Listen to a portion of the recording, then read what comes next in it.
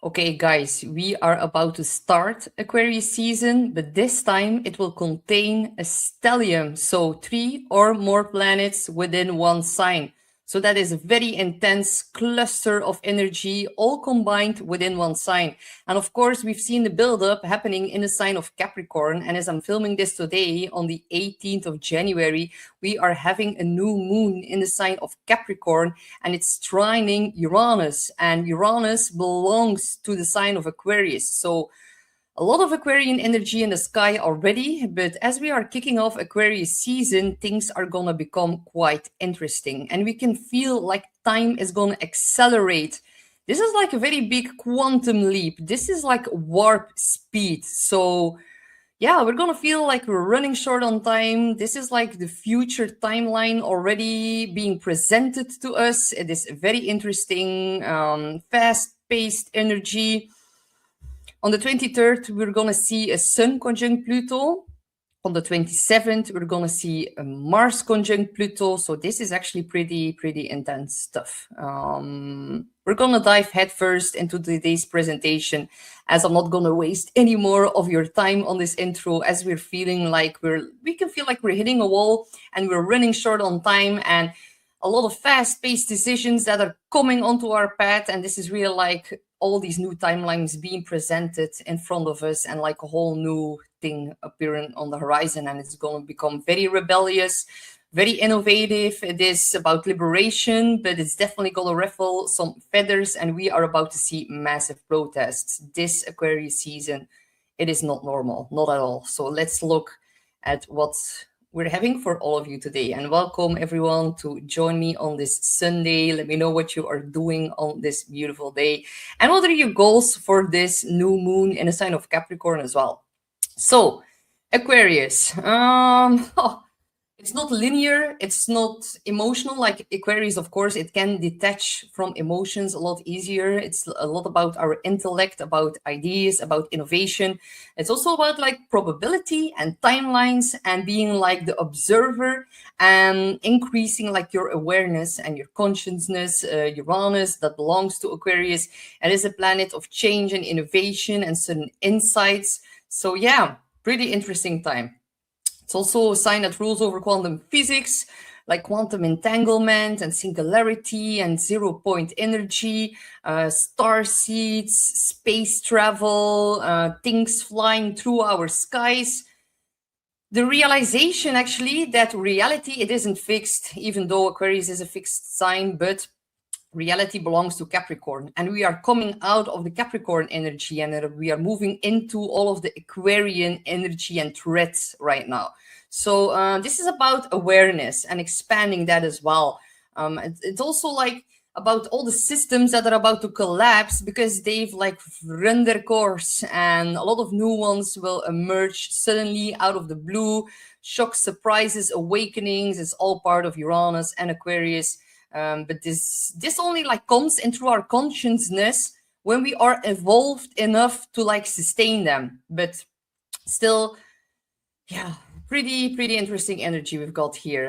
It's about the future, about evolution beyond tradition. Tradition is Capricorn. We're moving out of that right now. This is about the collective intelligence and all of the systems and networks, and like the grid. The grid is gonna like switched on immensely here. Radical honesty, freedom from hierarchy. Hierarchy is Capricorn, freedom is Aquarius. So big emphasis on equality, on decentralization, on increasing or receiving some kind of a boost in our observer awareness. So we're going to see a lot of innovation through disruption here in the next coming few weeks. Big announcements in regards to probably CERN, so quantum physics, CERN, non-linear time, portals, singularity, parallel timelines, and like the multiverse theory that also all belongs to Aquarius. So this is actually pretty interesting stuff that we're dealing with here, guys. I think electricity, free energy, zero-point energy, all of these concepts are going to be talked about widely. And this is a time of planting seeds, because whenever we see such a big cluster in one sign, mostly the effects are coming in later. But now this is a very big seed planting time. It is incredible potential. I think over the next year, and especially 2 years, we're going to see a lot about anti-gravity technology and how we can manipulate gravity and all of that. It's also about the electromagnetic fields, artificial intelligence, of course, robotics and biotechnology, and all of that comes along with the sign of Aquarius, of course, and also, new revelations in regards to space technology. Think about like Starlink and satellites and all of that. We're going to hear more news about that as well. Of course, Aquarius is also about society. We're going to see a lot of systems collapsing, and by that, an upgrade is going to be very necessary. And a lot of movements against anti-authoritarian structures that are going to pop up as well. A lot of social movements, activism, also about humanitarian causes, but also environmental causes. That is also all part of Aquarius.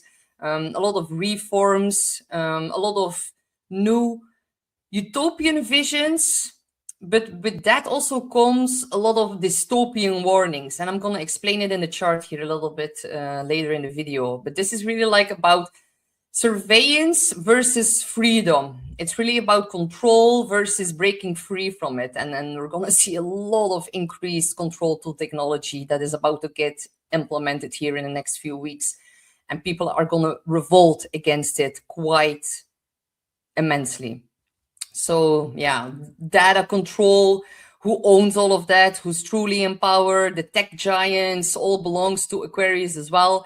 And the shadow teams are actually a lot of emotional detachment, and that's turning into some kind of coldness. And also with that comes a lot of extremism behavior within our beliefs. And a lot of rebellion for the sake of rebellion as well. So a lot of talks about ethics in regards to technology, and that being like debated strongly as well.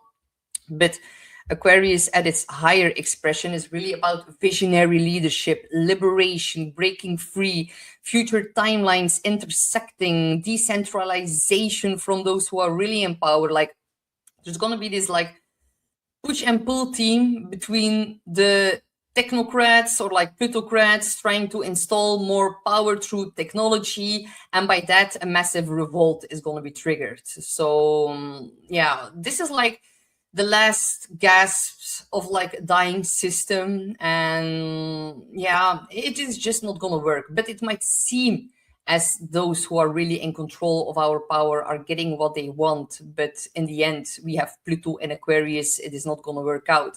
But still, things are going to get much darker before the light will return. And this is going to be one of these very crucial times in history where all these new seeds that are about to get planted are going to like blossom during next year. And next year we are having Pluto and Aquarius conjunct the North Node together.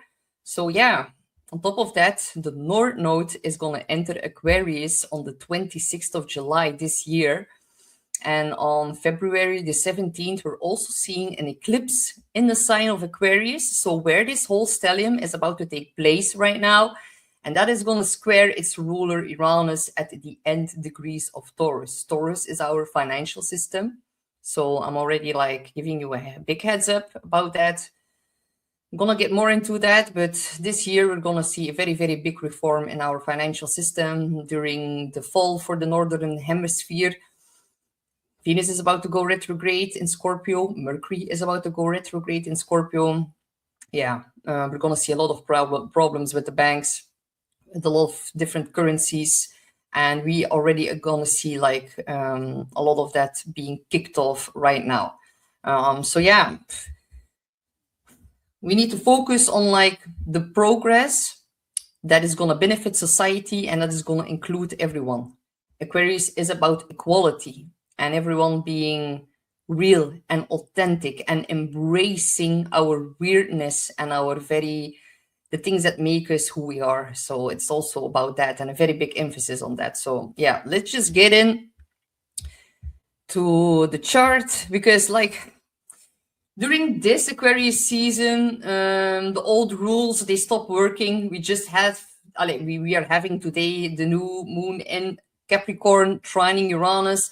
Capricorn is about rules, structure, top-down systems, the government. It trines Uranus. It is breaking free, innovation. So very big changes in that. It is actually about like the hierarchies that are losing some kind of authority, because Uranus is like setting that free, or is like, yeah, evolving that in some kind of way. So we're no longer just imagining the future in this Aquarius season. Now we're like fully gonna interact with it. And we need to like really maybe observe and not react too quickly to all of the immense changes that are about to kick off here. It is here to wake us up. Aquarius is about waking up. It is about having these liberating insights that are causing us to break free from this dying system that we are still like in the middle of like rewiring all of that right now. So no return to the old timeline. That is gone. And it's going to be very obvious now in this Aquarius season. So yeah, it's going to be a very active time. The Sun, Mars, Pluto. I'm going to show it here in the chart. All of these planets are now almost fully conjunct. This is a chart from January the 23rd. On that day, we're having the Sun overtake Pluto. So we're seeing a Sun-Pluto conjunction that day. That is really, really intense. This is like it's all going to unfold at warp speed.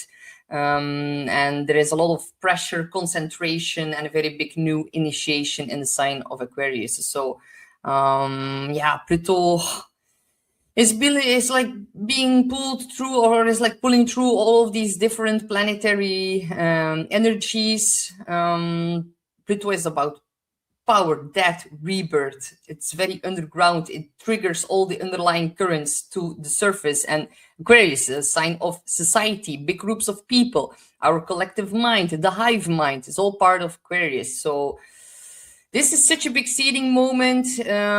This is going to spark a big revolution. It's going to unfold over the next couple of years. So yeah, the grid is getting fully activated here. Reactions are going to spread much faster. Decisions are going to have a ripple effect much stronger and faster, and nothing stays isolated anymore. This is really like the collective willpower is massively enhanced with all of the conjunctions to Pluto here. So yeah, if this is like really, yeah. Pluto is being handed like a megaphone in the sign of Aquarius, and this is like very intense energy. So it's about our networks, our data, technology, how the collective is going to respond to all of that. And we're seeing here with Pluto an emphasis on increasing surveillance. Really, we're going to see such a big new attempts at control through technology. Last year, we had the inauguration day for the US, and then we also saw a Sun-Pluto conjunction in that specific chart. So I've already touched upon that last year, that the new tech giants are actually the ones who are really in control and in power here. So yeah, this is really with Pluto and information warfare. Can also be like digital intimidation, and also a lot of covert tactics that are meant to like maintain dominance. But at the same time, we're going to see so much backlash, so much rebellion. We're going to see some kind of leaks and whistleblowers, truth being revealed, a lot of exposure here. And this is really like technocracy versus power to the people. And that's clashing immensely here over the next couple of weeks. So of course, Pluto is also about our willpower. And those who are really in power, like the deep state, which is connected to Pluto, they are going to show their willpower.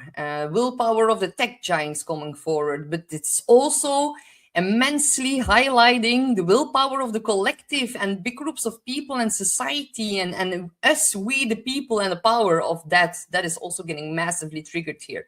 But definitely Pluto is what lingers beneath the surface. It is about underground tactics, but also underground resources. So the tech giants in Aquarius who hold the power, Pluto, Sun, the leaders, and fighting over with Mars in that sign as well, fighting over the underground resources, because that is what they need to like enhance their technology as well.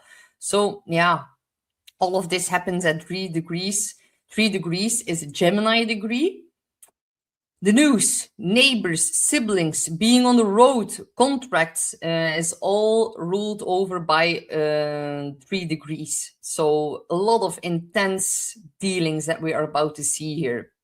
And in medical astrology, because Pluto is going to conjunct Mars on the 27th of January, and that is really a day to mark in your calendars, but that is very destructional. So in regards to medical astrology,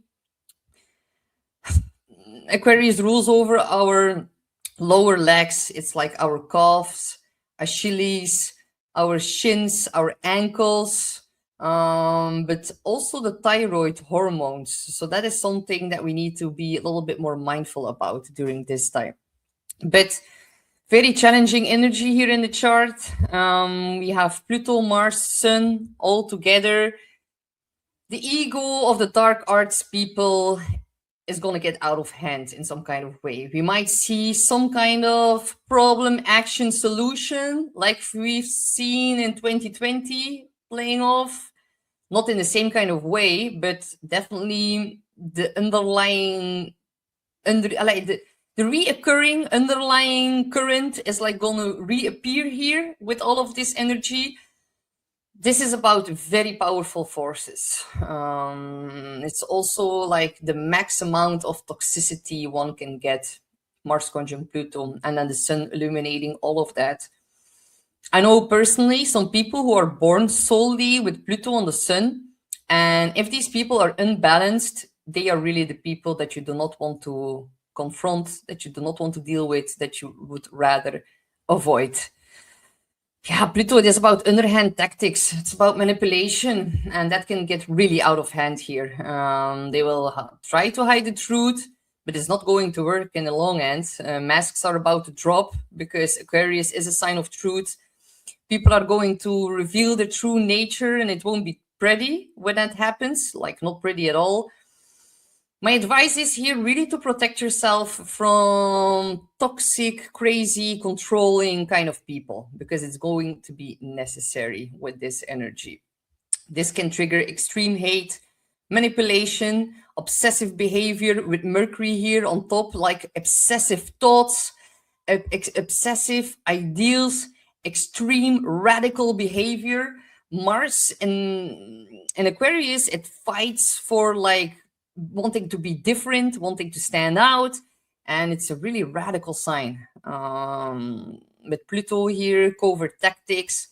For example, think about like the pagers that got detonated last year.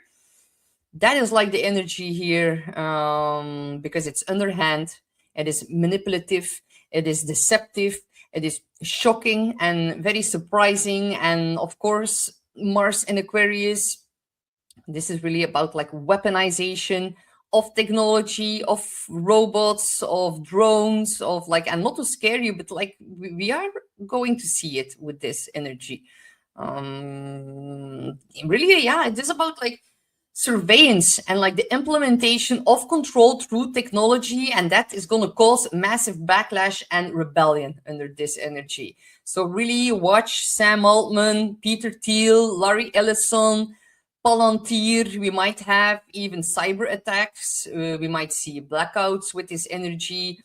Aquarius is also a sign that rules over earthquakes and things like being very shocking and big and affecting the collective and society and big groups of people. I'm not going to dive too deep into that, but yeah, it's definitely not a welcoming energy. Think about like the chat control that they're trying to implement as well. And also something that came to mind is last year with the Sun-Pluto conjunction, we heard about the project Stargate. I think that is going to come up again in some kind of way. We have Project Stargate that was announced last year, but we also got like one from the 70s that revolved around remote viewing. And these are also these weird Aquarian, interesting themes that can come up with this energy as well.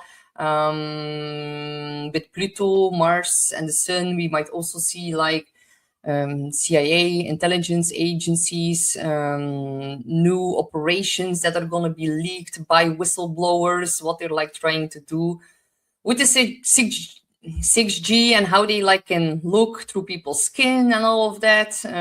It's also like, yeah, frequency warfare here with Pluto, Sun, Mars in the sign of Aquarius. So protect yourself from frequencies. I have like a flow tube, and that's like human waves, they go like this. Human resonance, they go in waves, but this technology on which they like attack us, it goes like this. It's like cuts and like stabbings within our own frequency. And it would be wise to have some devices, have some shungite and like other crystals. I have black tourmaline here lying next to me, like literally like everywhere. This also like absorbs a lot of bad frequencies. So yeah, look into that and how you can protect yourself from radiation and all of that weird things. So yeah, the ruler of this whole stellium is of course Uranus, but also Saturn. Saturn is a traditional ruler, Uranus is the modern day ruler, and Saturn is conjunct in Neptune and Pisces, like on Neptune and Pisces. And Neptune is at a critical degree, and Saturn is weakened here by Neptune. So yeah, this is another very difficult aspect. Neptune at 29 degrees, 55 minutes. That is like the max amount of deception one can get.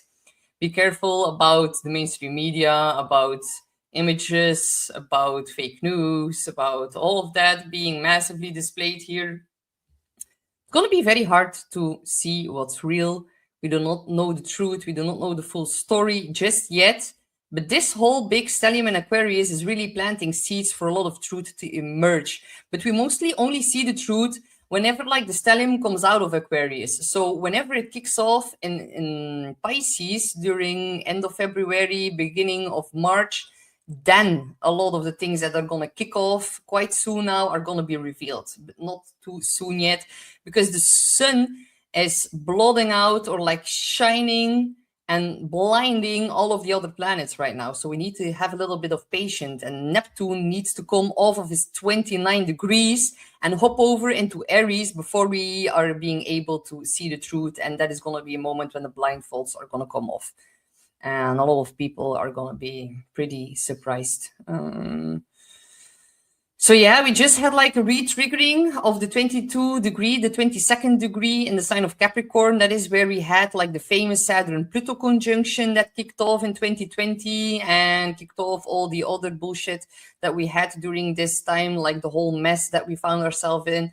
We now have a new moon pretty close to that degree. All of the planets just re-triggered that. So I already warned a little bit about like echoes from that time when they tried to like give us all a QR code and all of the things that they tried to install upon us. Some of that is going to come up again.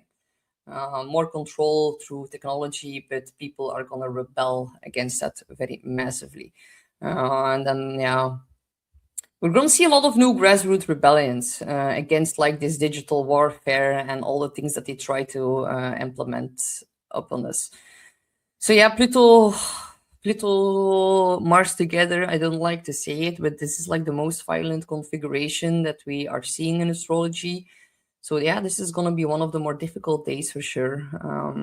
Digital warfare, cyber attacks, blackouts, scandals in regards to surveillance, weaponization of AI. explosive reactions to the implementation of control, like through technology. So yeah, this is not passive energy, not at all. This is like the maximum amount of pressure that the system can hold before something like completely breaks and gets dismantled. So can manifest as violence, especially within big groups of people. So although I do not like to manifest that or install that into the collective right now, but I need to mention it that we're going to see some pretty disturbing things seeing play out in big groups of people for sure. And that is like a little bit worrisome to me, to be honest. So the positive side is that it's like a very big mask removal. Pluto really strips away a lot of illusions, but it's having the difficulties here with Neptune at 29 degrees. That's why we need to wait until the 26th, the 26th Neptune shifts over. The 27th, we have the Mars-Pluto conjunction. So that is going to be like 2 massive days. It's going to be a massive week, massive 2 weeks. This whole stellium is at its max at the end of February until the middle, end of January until the middle of February, excuse me. So yeah, Pluto strips away a lot of emotions, illusions. It's very emotional. It is about obsessive emotions, going through the depths of our emotions. Pluto is going to take every planet one by one. It's going to take it to the underworld, and then it's going to let it be reborn. So yeah. The sun is going to illuminate all of that and shine its light on that. And then Mercury here is going to expose all of the information. But people are really going to like overly obsessive within their thoughts about all of the things that are going to be in major headlines right now. So yeah, people in positions of power who rely on manipulation, on secrecy, on coercion, they're not going to be able to maintain their image under this energy. The more that they're going to try to hide, the more obvious that everything is going to become. Especially also important on a personal level. If you know people who are very controlling, then you need to take distance during this time. Otherwise, it's going to escalate pretty severely. Avoid power games and protect your energy. Also against like psychic vampires and psychic attacks and all of that. That is also indicated here. So another big thing is, of course, resources. Venus is there as well in the stellium. So Pluto is what is being found underground, rare earth minerals, and Aquarius rules over the technology that depends on all of these earth materials. So yeah, we're going to see more global conflict about them getting kicked off. But money systems are also very much under pressure here. Because this Aquarius, it is about decentralization. So the centralized banks are gonna come up quite strongly. And also what I want to mention as well, and I've already briefly touched upon it in my 2025 overview. So in January of 2025, I've already like mentioned that the Saturn Neptune conjunction at 0 degrees of Aries, which is the world point axis, that is going to be fully conjunct at the top, at the MC of the chart of the Federal Reserve Bank. So yeah, that is going to happen pretty soon on the 20th of February, but the energy is already palpable. So first Neptune moves over the MC, so it's going to dissolve a lot of structures within the Federal Reserve Bank, and it's going to become very publicly known. And then Saturn comes in 2 weeks later on the 14th of February, and it's going to like install a whole new structure. And it's also about limits, and it's going to be about liquidity problems, and our system in regards to banking is going to change. We're going to see a lot of problems with the bank this year. So also, yeah, the last major Aquarius stellium that we had that was very, very alike to this one, that was actually in 1791. So there were also a lot of uprisings, a lot of changes, a lot of issues with taxes, which is also going to come up, like Venus-Pluto is scandals in regards to taxes and money scandals and scandals of like what are people doing with our money, the people who are really in power, and that is being illuminated by the sun as well. But in 1791, we also had like the Daggers Day in France, and that was like the aristocrats, they had to protect the monarchy, and a lot of peasants and farmers and the normal people, the working class, us, the people, they started to revolt massively against like the leaders, and we might see some very pretty intense stuff going on in France during this Aquarius Stellium as well. And also in 1791, there was also like the creation of a whole new system and tax system within the US government during that time. And then a year later, in 1792, the US Mint got like invented, or like was started to be implemented in society. So that's why I said like the seeds that are getting planted now are going to have massive effects next year. And by next year, we're going to see digital currencies being like becoming totally normal. Another thing is here, of course, Uranus and Aquarius, they rule over cryptocurrencies. We might see a very big push in that happening. You might see new ways of implementing Bitcoin and other digital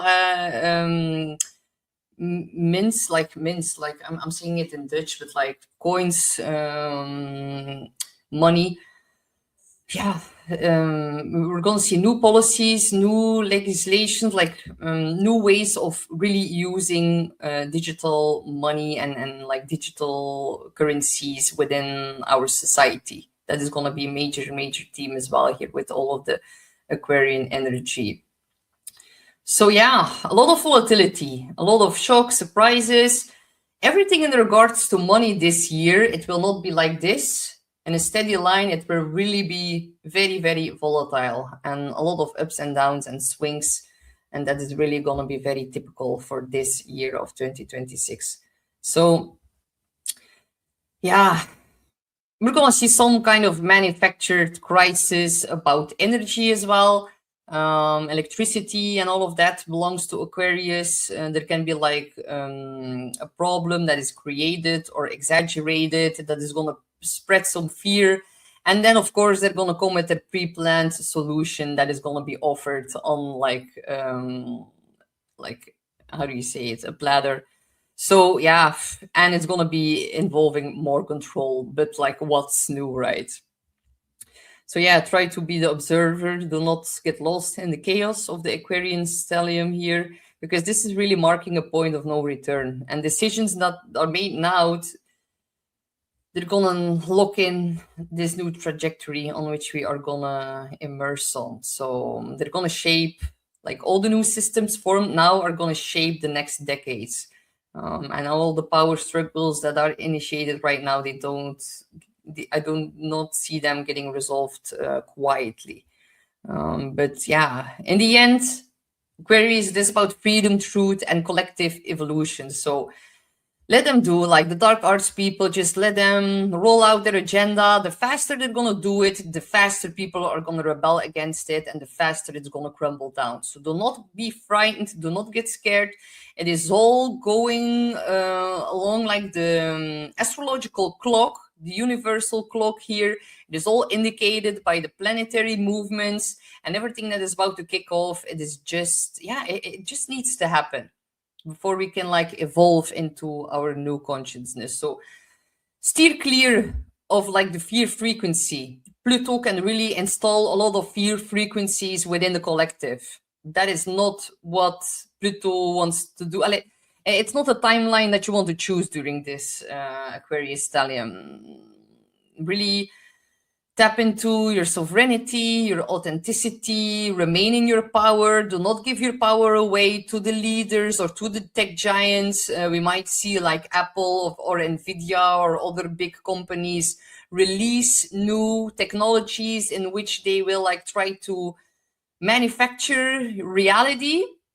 So yeah, really be very conscious, Aquarius, about your reality. Saturn here and Pisces conjunct Neptune. There is a distortion of reality. There is difficult emotions. There's a little bit of delusional energy in the sky. because the end degrees of Pisces, that is the most amount of deception one can get. Do not fall for the propaganda, do not fall for the fear, steer clear from the fear frequencies and really take back your power. And also do not go rebel for the sake of rebellion. There's going to be enough protest, enough uprising. Take care of your family, take care of your community. Really project the Mars, your energy, into really having these community connections. There's going to be a lot of emphasis on that this year. The North Node is going to enter Aquarius. We're all being pushed from the end of July to really get together, to connect. It can also be your online community. Just project your passion and your energy and your willpower into maintaining and sustaining and further developing all of these things. And then you're going to be like on the good timeline. Do not go fight on the streets or anything like that. We're going to see, like we saw during 2020 as well, paid protesters of the government that are going to stir up some massive, violence or massive volatile energy. So do not fall for that as well. Here in Belgium, we saw the Romeos, and they were like dressed all in black, and they were actually from the police, and they were like stirring the pot and really making sure that it got out of hand during some protests here in Belgium. So I think we're going to see some similar themes popping up. And also protesters who are going to have difficulties and, difficulties with the bank. The bank might be blocking their money or like freeze their funds in any kind of way. That is also a similar theme that might reappear here during this Aquarian stellium. So this is all not to scare you guys. This is just like foretold is like forearmed is, or forewarned is foretold, or like I forget like the saying, but it's just to warn you so that you do not get overwhelmed by the chaos of the Aquarius stellium. And this year to shake us up, to shake us free, to shake things loose, to really put an emphasis on all the broken systems. And there are quite a lot of them. So it's gonna be a little bit of upheaval. But it is a rebirth, not a total collapse. Just remember that. So what future are you willing to participate in? Choose the right timeline. That is all that I can say here. And how to work with the energy. Ground yourself. Barefoot on the earth. Switch off your social media. If the news becomes too intense, just don't watch it. The news makes you pretty unhappy anyway. I found since the fall of 2025 for the Northern Hemisphere, I started reading the news less, and it actually was a very, very welcoming change inside of my mental space. I felt more balanced. I felt more empowered. Whatever you give your energy to, it like grows. I do not want to feed into all of that. I want to really focus on maintaining my own balance and creating my own little revolution within myself and within my own life, and in a positive way. Really take care of your nervous system as well. Aquarius and Uranus rule over our nervous system. Do breath work, that helps immensely, and just detach from all of the chaos. So that is like using the energy of Aquarius to protect yourself against the energy of Aquarius. So with all of that being said, we're gonna look at your personal sign. Let me know how this plays out for you, because on a personal level, it can actually be quite interesting. Aquarius, it is about breakthroughs, it is about liberation, it is about really embodying your new future timeline. So now that we're going to be looking at the 12 signs, I'm going to read all of this in a way more positive way. And of course, what I also forgot to mention is that Aquarius also rules over politics. That is also going to be a major theme. Wait, I have some other, I totally forgot, but I have included some other charts here. Yeah, of course. Before I look at the 12 signs, we're going to look at some mundane charts very, very quickly, as we do not have a lot of time during this Aquarius season. But for Canada, So yeah, a lot of it is changing within the structure of the government right now with like the prime minister. So in Quebec, François Legault, the premier of Quebec, he resigned. So we can see it at the chart here, all of the Capricorn energy build up in the 10th house of politics. The 10th house is the government, the 11th house is politics, but they're like intertwined with one another. So the 10th house is really like the structures within the government. And then now everything switches over into Aquarius, into the 11th house. So that is like politics, and it's opposing Mercury, and Mercury in the 5th house. Mercury is about cities.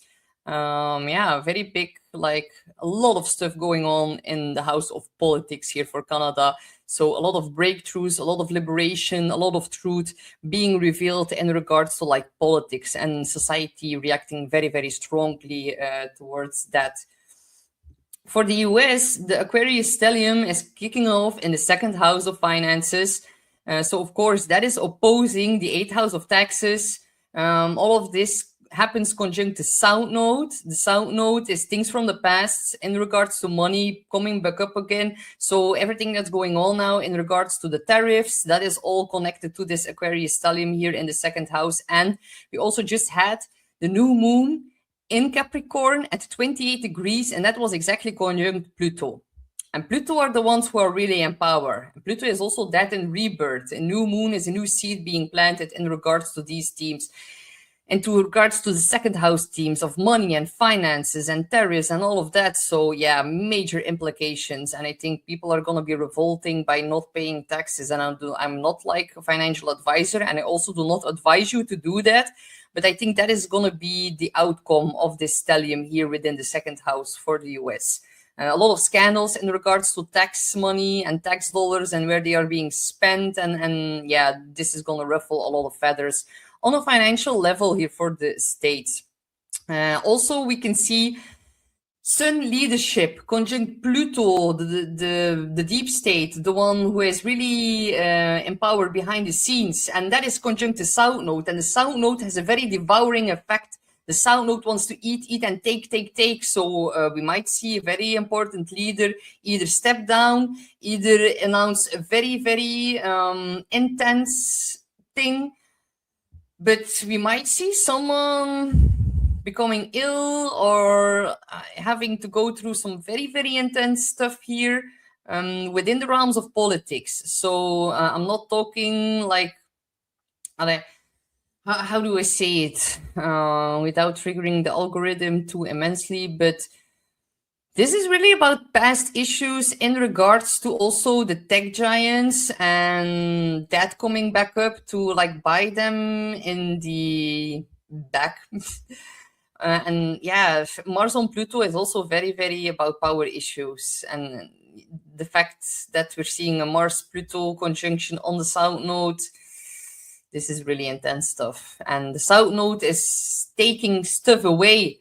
And we are talking here about the ones who are really in power. So this looks very, very intense for me for the States. And it might indicate the death of a very prominent figure in society or within politics here. Because if you then look at the chart here, this is all playing out in the 6th house of health and well-being, but also service. And if you look at it from a whole sign perspective, then the 6th house turns into the 7th house, and that is like confrontation with open enemies and having to like guard or fight or like confront and all of that. Uranus is gonna switch back to its direct motion pretty soon at the beginning of February. And Uranus is conjunct demon star Algol, and it's squaring off with Mars. So really sudden disruption here might be in regards to health and well-being here with all of this Aquarian energy in the chart. And it's all going to oppose Pluto in the 12th house. This is also power behind the scenes. A lot of power struggles. The 6th house is also the house of stress. So yeah, this is intense stuff, you guys. And unfortunately, here on YouTube, I cannot go too deep, and I need to be very, very careful with what I say. But those who can read between the lines are probably going to know what I'm saying. I do not wish harm upon anyone. definitely not. I am just like reading the astrology in a neutral way and being honest about that. So yeah, for this country, this is also all happening within the sign that rules over the 7th house with open enemies. Yeah, this is not looking good. We can also see here that in this chart, the sun is in Aries at 11 degrees. And on the 17th of April, Saturn, Mars. So now we have Pluto, Mars. The other difficult day is Saturn, Mars. Whenever Mars makes a conjunction to the outer planets, that is when Mars gets like severely afflicted. So the next one, 17th of April, but this one is going to happen in Aries. And Saturn Mars conjunctions, they kick off like prolonged cycles of challenge. And the fact that it's going to happen on the sun here, very closely towards the sun of this chart, it means like another leader, another regime. Definitely the case here for this chart. But this country has 2 charts. So this is what really stood my mind. Because in this chart here, it's indicated in April, a regime change. But here in this chart, it is already like indicated now, because this whole Aquarius Stellium is actually kicking off Mercury, Mars, and the Sun in the 11th house of politics, shock, surprises, changes of leadership, Sun conjunct Pluto here. So that's also when I was looking at the previous charts, that for a lot of different countries, a change within leadership or a very big important figure, there is an indication of that falling away and a death and a rebirth within all of that. And it's implicated in a lot of different mundane charts right now. So that is like, it is difficult for me to say where the energy is going to totally manifest or come through, because there are multiple charts that are indicative of this. So that is, yeah, very interesting. Maybe I need to do a whole video on a deep dive on that, but that I'm gonna do and post that on Rumble channel. I cannot post it here, unfortunately.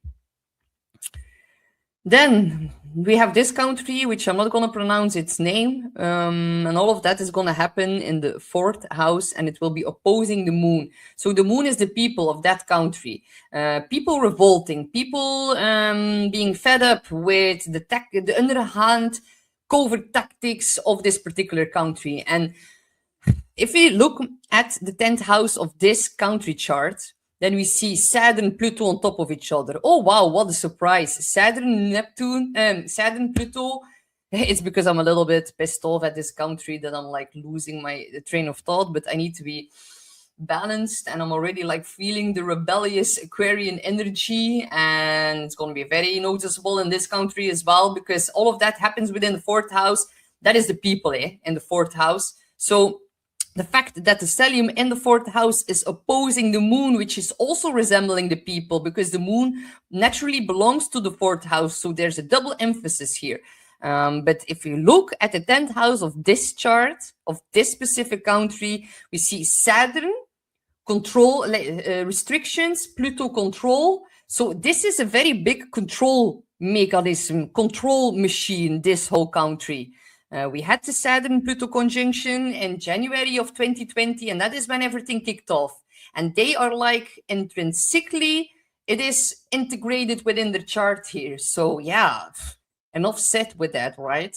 So yeah, no, I'm not, I think it's very, very obvious what my stand is, or what my take is on this entire chart here. But yeah, looks very, very unsettling and unnerving, and it might indicate a big change within a very important figure within their government structures getting revealed, like true intentions getting revealed.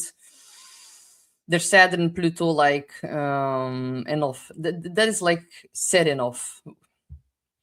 Having a Saturn Pluto on top of each other in a country's chart, that just says it all.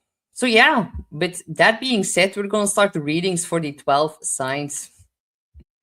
You can listen for your rising sign first, then you can also listen for your sun sign. So we're going to start with my dear fellow Aries, sun, moon, or rising. This is a big one for you. Very powerful Aquarius Stellium is happening within your 11th house. That is, of course, a very socially charged time here for you. It's actually affecting your future oriented part of your chart. So the 11th is about your friends, your groups, your communities, also online, the people that actually have your back. It is about your allies. And who's in your circle that is going to be very, very energized during this Aquarius season. So you're going to know why they're there and what they are contributing towards your life and what you contribute within society as well and within your own groups of people. So it is also tied to your hopes, your dreams, your aspirations, and also the kind of role that you want to play in the world. And also, yeah, during this period, there's a very big recalibration happening around where you belong, also who you are becoming in the future. So a very big movement, a lot of energy within your social life. New people are going to come in, old connections are going to be fading out. Some friendships are going to deepen massively with all of this energy here, while others who maybe have run their course are naturally going to fade out. There's a very big purging here and a renewal and death and rebirth happening within your 11th house. So it's about your purpose as well within your friendships, and it's a very big realignment with your people, with the people who naturally reflect your future, and those who belong to the past are not going to come into this new timeline. So if a friendship falls away, just know that it's the natural cycle here that is being triggered. Very socially busy, very active, can be very overstimulating. You're going to get a lot of invitations, a lot of messages. There's going to be a lot of gatherings and events, maybe some group obligations that you need to attend as well. And it can get a little bit overwhelming. If you need to recharge your batteries, you might need to limit certain time spent with friends because it can get a little bit into overdrive with all of this energy here. But once Mars pops in as well, there's going to be a very strong motivation and drive and a lot of energy to wanting to be involved in all of these gatherings and meetings. And it's also about humanitarianism, collectiveness, and you really want to connect to the people who think like you. It's about intellectual stimulation within your groups of people. So who is sharing your own values with Venus here? Who thinks the same way? It's about like-minded people. With Mercury as well, the sun illuminating all of that. But with Mars, Pluto, there can definitely be some power dynamics, some hidden power dynamics that are getting eliminated within groups of people or within your friendships as well. So social causes, community work, projects that are focused on the future, all of this is going to become very, very personal during this time. So it's activating your social influence. Also know that people are watching you more than you realize, and your words are really going to have a lot of immense power. Also on social media, be careful what you say during this time. With the Mars-Pluto conjunction, you might say something online that is going to ruffle some feathers as well. And your presence, it carries a lot of weight and a lot of influence here with Mars and Pluto. And for some, it's going to open a lot of new doors. And maybe you're going to become some kind of leader within your community or within your group.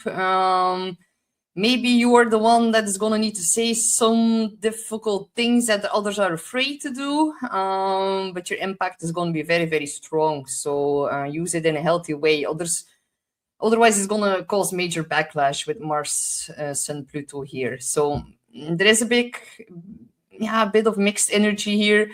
There's a lot of supportive aspects here with Mercury's Venus and Sun. But Mars, Pluto, that is intense. A lot of volatile energy that is going to stir some conflict.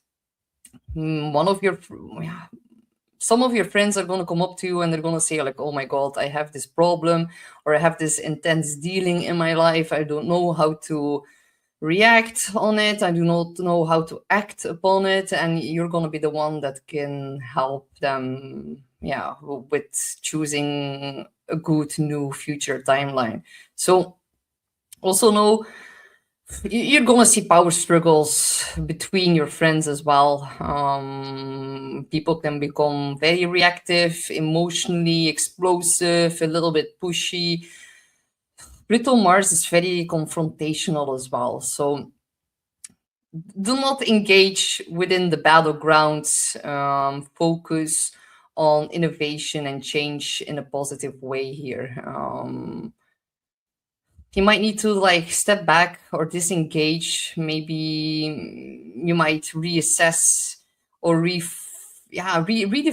how people are acting towards you. You might need to draw some boundaries. You need to protect your energy. There can be some shocks and surprises within groups of people, but there is also a lot of positivity, of course, because you're going to be the one who's going to step up and help maybe resolve the conflict within your groups. Like you're an Aries, you know what to do, what to say. You're supported by the god of war and conflict, and you might need to speak your mind during this time. Maybe you're not going to be willing to, because it can be a little bit muddy and tricky here. But definitely, if you use your power in a conscious and healthy way, you might be the one that is going to help with other people's problems within your groups of friends. So, yeah, do not overextend your energy here within your social sphere, because that might leave you a little bit drained, or it can have a much bigger effect on your nervous system than you're used to. But this is really also putting a lot of emphasis on your vision for the future. And also, yeah, you can have a lot of gains from your 10th house. Like the 10th house is where we work and where we get our life together. And then in the 11th house, we found like the fruits or like the benefits of all the work that we've been putting into the 10th house. And that can be quite powerful here during this time.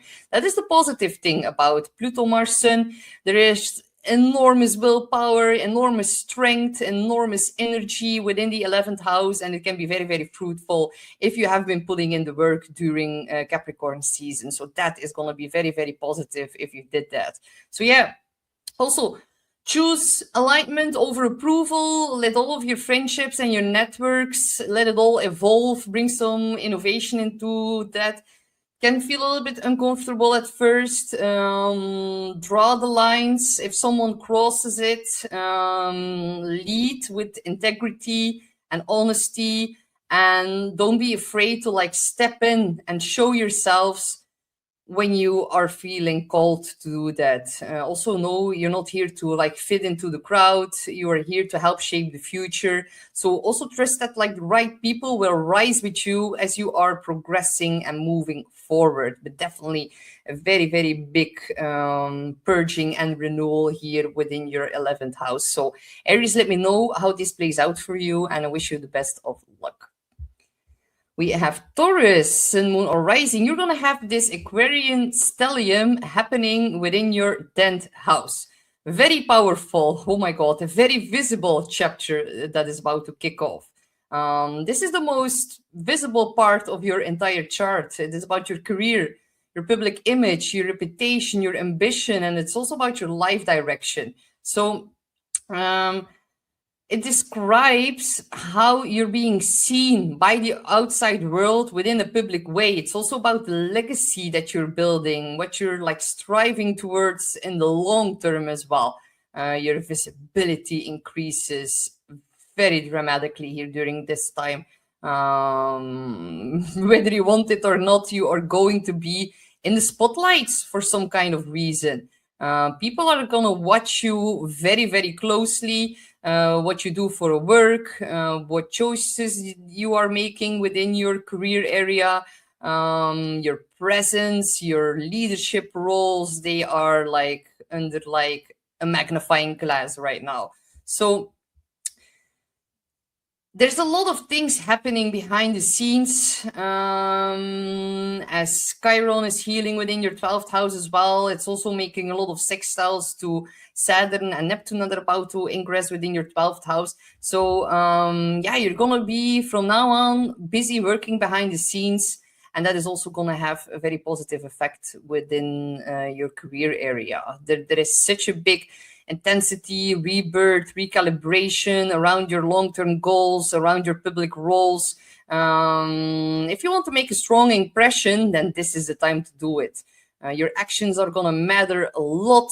You're going to be noticed by your boss, noticed by your people who work for you as well. So yeah, be a good boss if you're self-employed, because with Mars Pluto conjunct, that can give a little bit of strife within authority figures, within the law, within the government, within police. All of that might also come up for some of you Tauruses. And of course, this depends on whether it's making aspects in your own natal chart, of course. But Mars Pluto, yeah, power struggles, strong egos, controlling authority figures, dynamics within the workplace are getting quite intense during this time. So anyone who has something to say about you, can be your father as well in the 10th house, some kind of superior, a boss. They might be very domineering. They might be very emotionally reactive or charged towards you during this time. So yeah, you might need to draw some boundaries with these people. Don't put up a fight, but stand your ground whenever that's necessary. And also, maybe you're gonna need to like mediate between like, yeah, conflicts within between powerful people. Maybe the one of HR and your boss are going to have a fight, and maybe you're going to be the one that is like going to help them to resolve certain aspects within their conflict. So yeah, authority figures are definitely going to challenge you a little bit more during this time. Can feel unfair with Mars Pluto, can feel overwhelming. You can obsess about it because there's such an intense energy within your 10th house. But on the other hand, if you've been embodying the energies of Pluto and Mars in a healthy way, then it can really open up a whole new door in your career trajectory. And yeah, you might feel a little bit unsure if you're ready to step it up within your career zone. But yeah, it's also about like a lot of willpower and determination that is being triggered here. So do not fear it. You're way more ready for it than you imagine during this time. So yeah, it's also about a whole big redefinition about success. It's also a very big purification process that is happening within your 10th house. Maybe you're going to end up in a conflict with your boss or your father, and you're going to be like drawing a line, and maybe some of you are going to change fields entirely. And in Aquarius, that can be very intellectual. It can be in science. It can be in regards to quantum computers. There's like such a big innovation happening within your career area. So if you want to change your job, this is actually a quite good time to do that. If you want to become self-employed, plant the seeds right now. This is a major seed planting, and with Pluto Mars, you might become very, very successful in your new endeavors here. So it's not all doom and gloom. It depends on your own natal aspects, of course. But yeah, what feels aligned? This is like about a realignment within your career area. So you might step it up, step into a higher level of recognition. And if something doesn't align with your values and with how you process information with Mercury and Venus here, you might totally change things up. It might also be about implementing new technologies or AI to streamline your work, or to like up level your career and your business as well. But all of this, all the changes that you implement right now, they're going to be fully rooted in authenticity, and they are indicating a very big new innovation. So yeah, define success on your own terms, set boundaries with authority figures, maybe with your boss, with your father. Trust yourself. You're very competent. Trust your willpower. It is immensely increased. Do not keep yourself small. Do not shrink yourself to be comfortable. You need to get out of the comfort zone. And that is also what Aquarius rules over. It's like pushing you to evolve and to get out of your comfort zone. So yeah, your ambitions need to align with your values, and every step forward now is going to elevate you, even if it gets a little bit challenging with Mars Pluto here. So let me know what happens, my dear Taurus, and I wish you the best of luck. We have Gemini, Sun, Moon, or Rising. So yeah, this is very important Aquarius Stellium that is happening for you within your 9th house. This is like a very big zone of expansion. So the 9th, it is about expanding your horizons physically, mentally, spiritually as well. It's about publishing, philosophy, your belief system, long distance travel, higher education, teaching, gurus, people who can guide you. It's also having a very big effect on your world view. So yeah, this is really about the meaning of life, and being able to zoom out and see the bigger picture. There is pressure to purge something within your belief system. This is an indication of a very big reset, and you're gonna be evolving. If you make a long distance travel during this time, or you connect with people who have a different cultural background than your own, then that might indicate a lot of breakthroughs here. So yeah, you're gonna change your mind about something.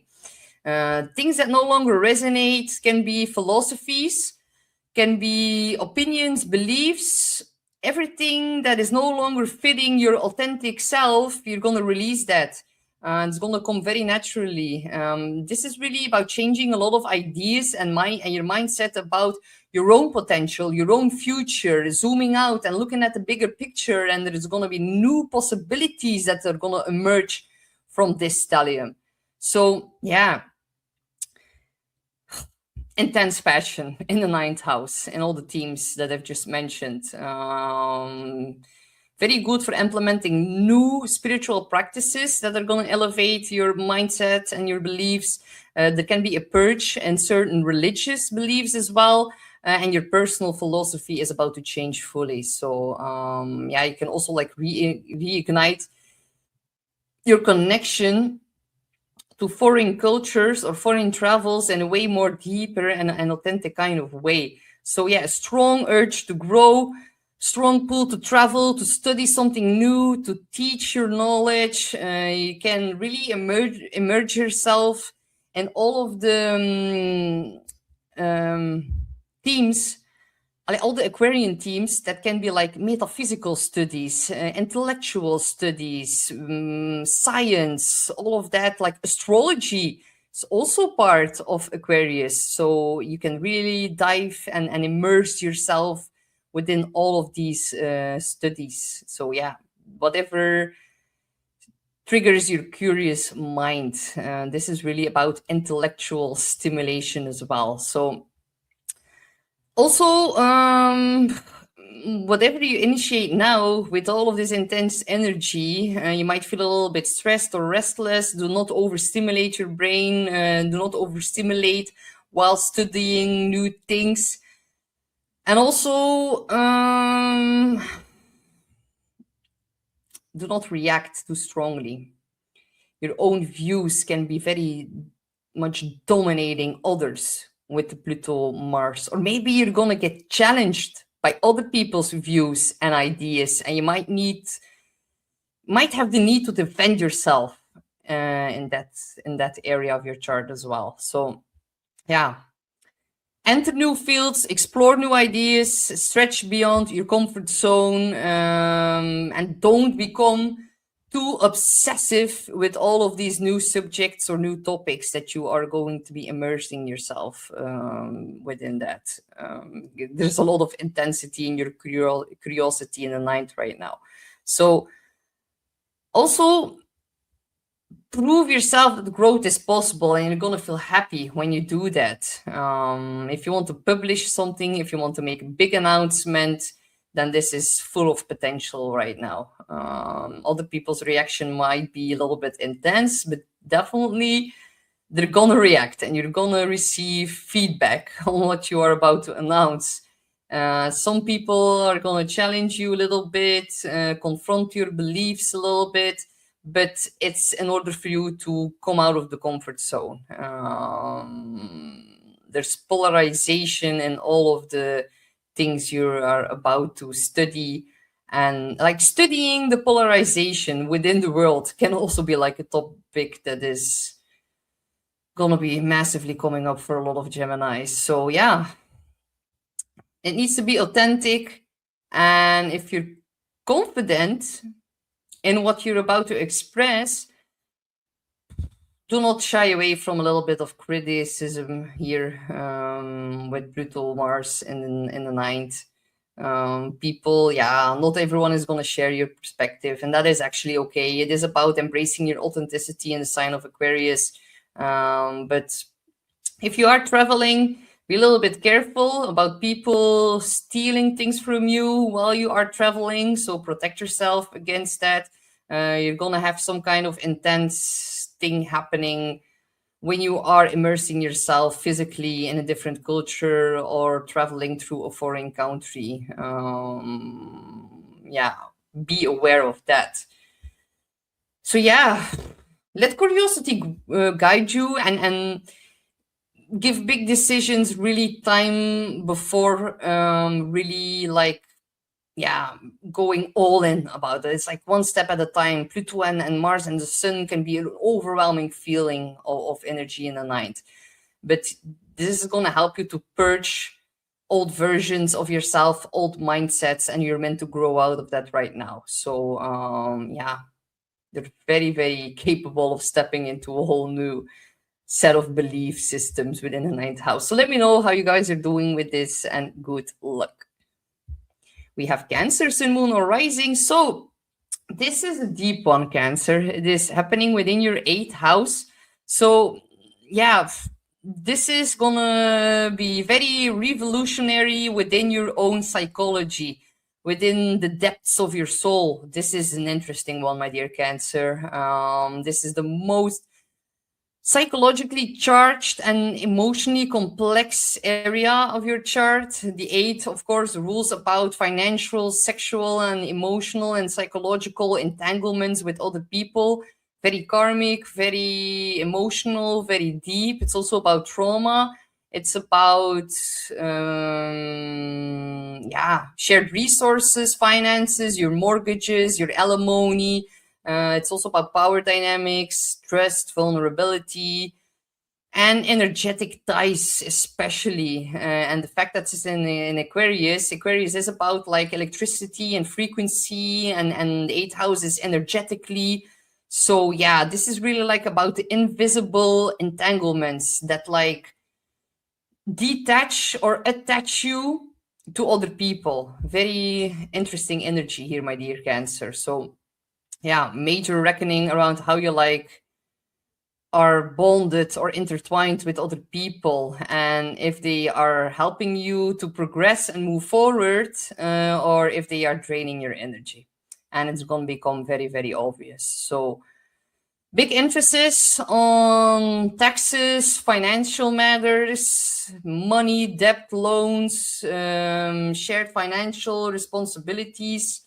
And it can also play out like in regards to a partner, a business connection as well. But most definitely, if you're married, it's going to play out in that zone. So this is about purging and rebalancing here at Mars, Pluto, Sun.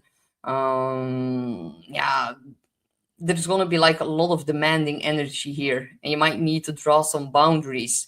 But you can use it because there's a lot of extreme willpower to, yeah, clear debts, untangle yourself from like financial dependencies, reclaim financial autonomy. And if there are some obligations that are weighing you down, then this is like very strong purging energy, closing all chapters and really like regaining a lot of control over your own resources. And if you have a lot to share, you might be really willing to share that with a partner during this time, or like there's an increased power within willing to share and have trust and faith and a very big death and rebirth that happens within those themes. So yeah, release connections that feel draining and unbalanced. The 8th house is the house of purging, can be romantic, can be within friends, within family, within business, everything that's out of alignment and that does not belong to your future that needs to die here in the 8th house. And I'm talking like about just like cutting it loose, not actual death. And also, the 8th house is the house of secrets. You're going to get confrontations with deeply buried truths that are quite confrontational, actually. And this is about emotional intensity that is lingering beneath the surface, and it's going to all come up. Can re-trigger traumas within sexuality, within trust, within financial dealings as well. And the 8th house is this very psychic house. And Aquarius, it's energetically, it is frequency, 8th house energetically. So your inner built lie detector and your X-ray vision is being massively stimulated during this time. This is about like really picking up on the underlying energetic frequencies that are like also showing a lot of unspoken emotions, a lot of unspoken needs. The 2nd and the 8th house is the give and take axis, and everything is in the give axis right now. Like the 2nd house is where we earn our own money. The 8th house is what's being shared with us versus what we are being able to share with other people. So yeah, it's going to illuminate some hidden struggles or some psychological undercurrents within all of that. So what are you bringing to the table versus how much are you getting in return? How much are you carrying? Is the give and take axis balanced out within your business and relationship bonds with other people? Yeah, the 8th house is also the house of like energetic vampires. You might need to protect yourself from people who are gonna try to steal your energy. Also be careful not to steal other people's energy, otherwise that is gonna end up in some kind of karmic debt within the 8th house. So yeah, this is intense energy, but it's very good for diving deep, for connecting to deceased people, to your ancestors, for channeling. If you're a psychic medium, your power is being massively enhanced. And also can be a very big breakthrough and releasing some kind of traumatic experience. If you work with a therapist, oh my God, you're going to benefit greatly from that. So it can feel very relieving and very liberating within all of the intense themes that I've just mentioned. So yeah, psychological death and rebirth, very intense. You're learning about energetic boundaries and also, yeah, protect your energy. That is going to be a theme here, especially. You're going to have some kind of lesson coming up in regards to that.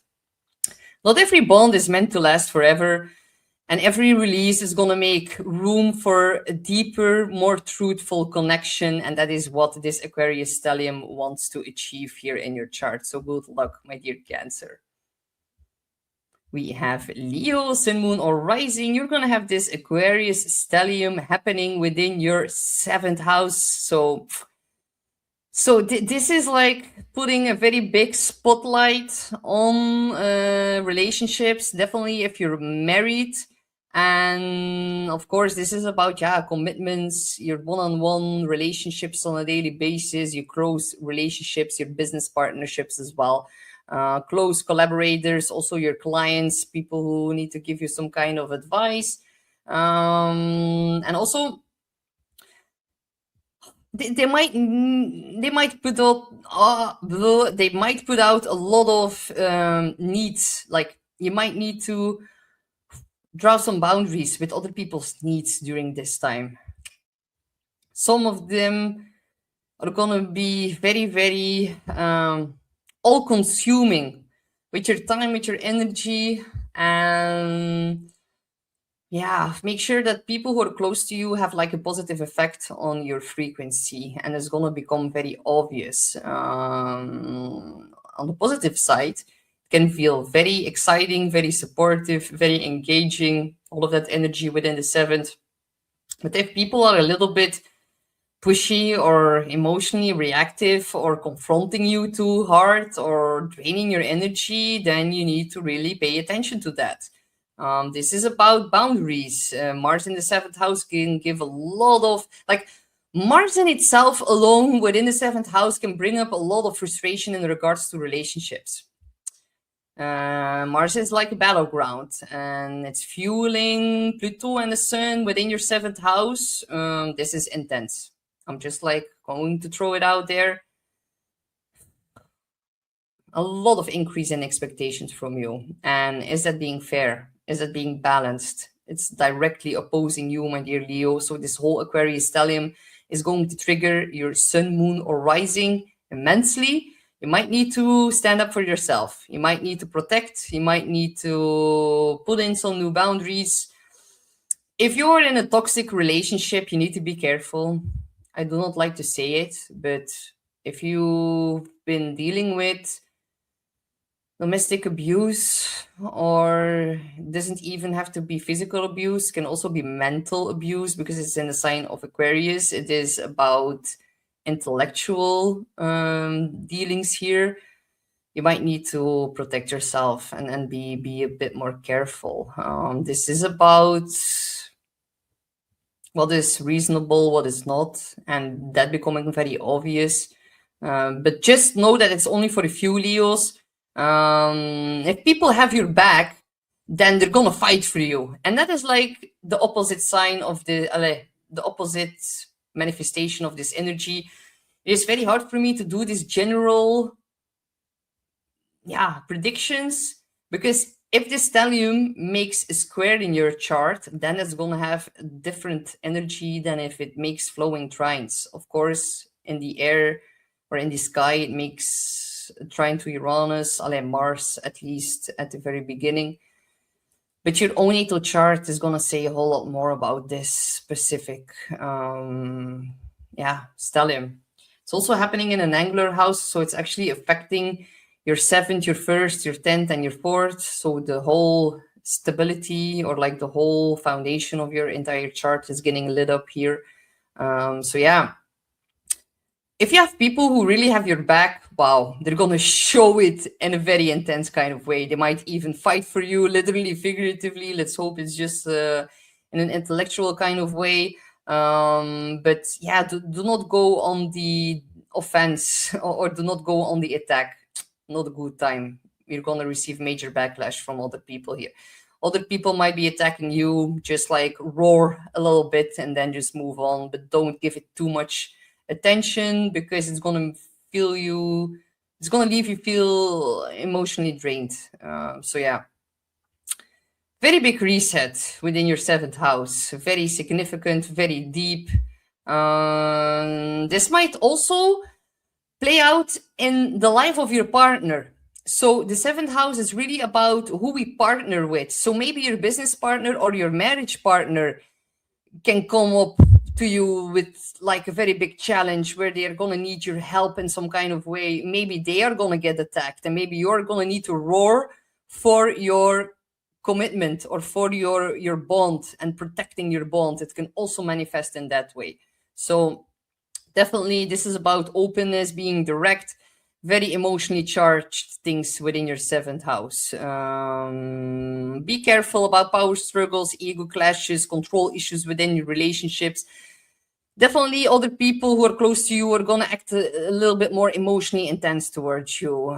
Some are going to get very confrontational, very dramatic. Do not let them dominate you. Do not dominate them, because you're going to receive backlash. This is really about strong equality within partnerships. And if that's not the case, you might need to break free from that. And it's going to happen here. If you're in a toxic or abusive relationship, this is a time where you might need to end things. So yeah, do not shrink, do not back down, stay grounded, set your boundaries.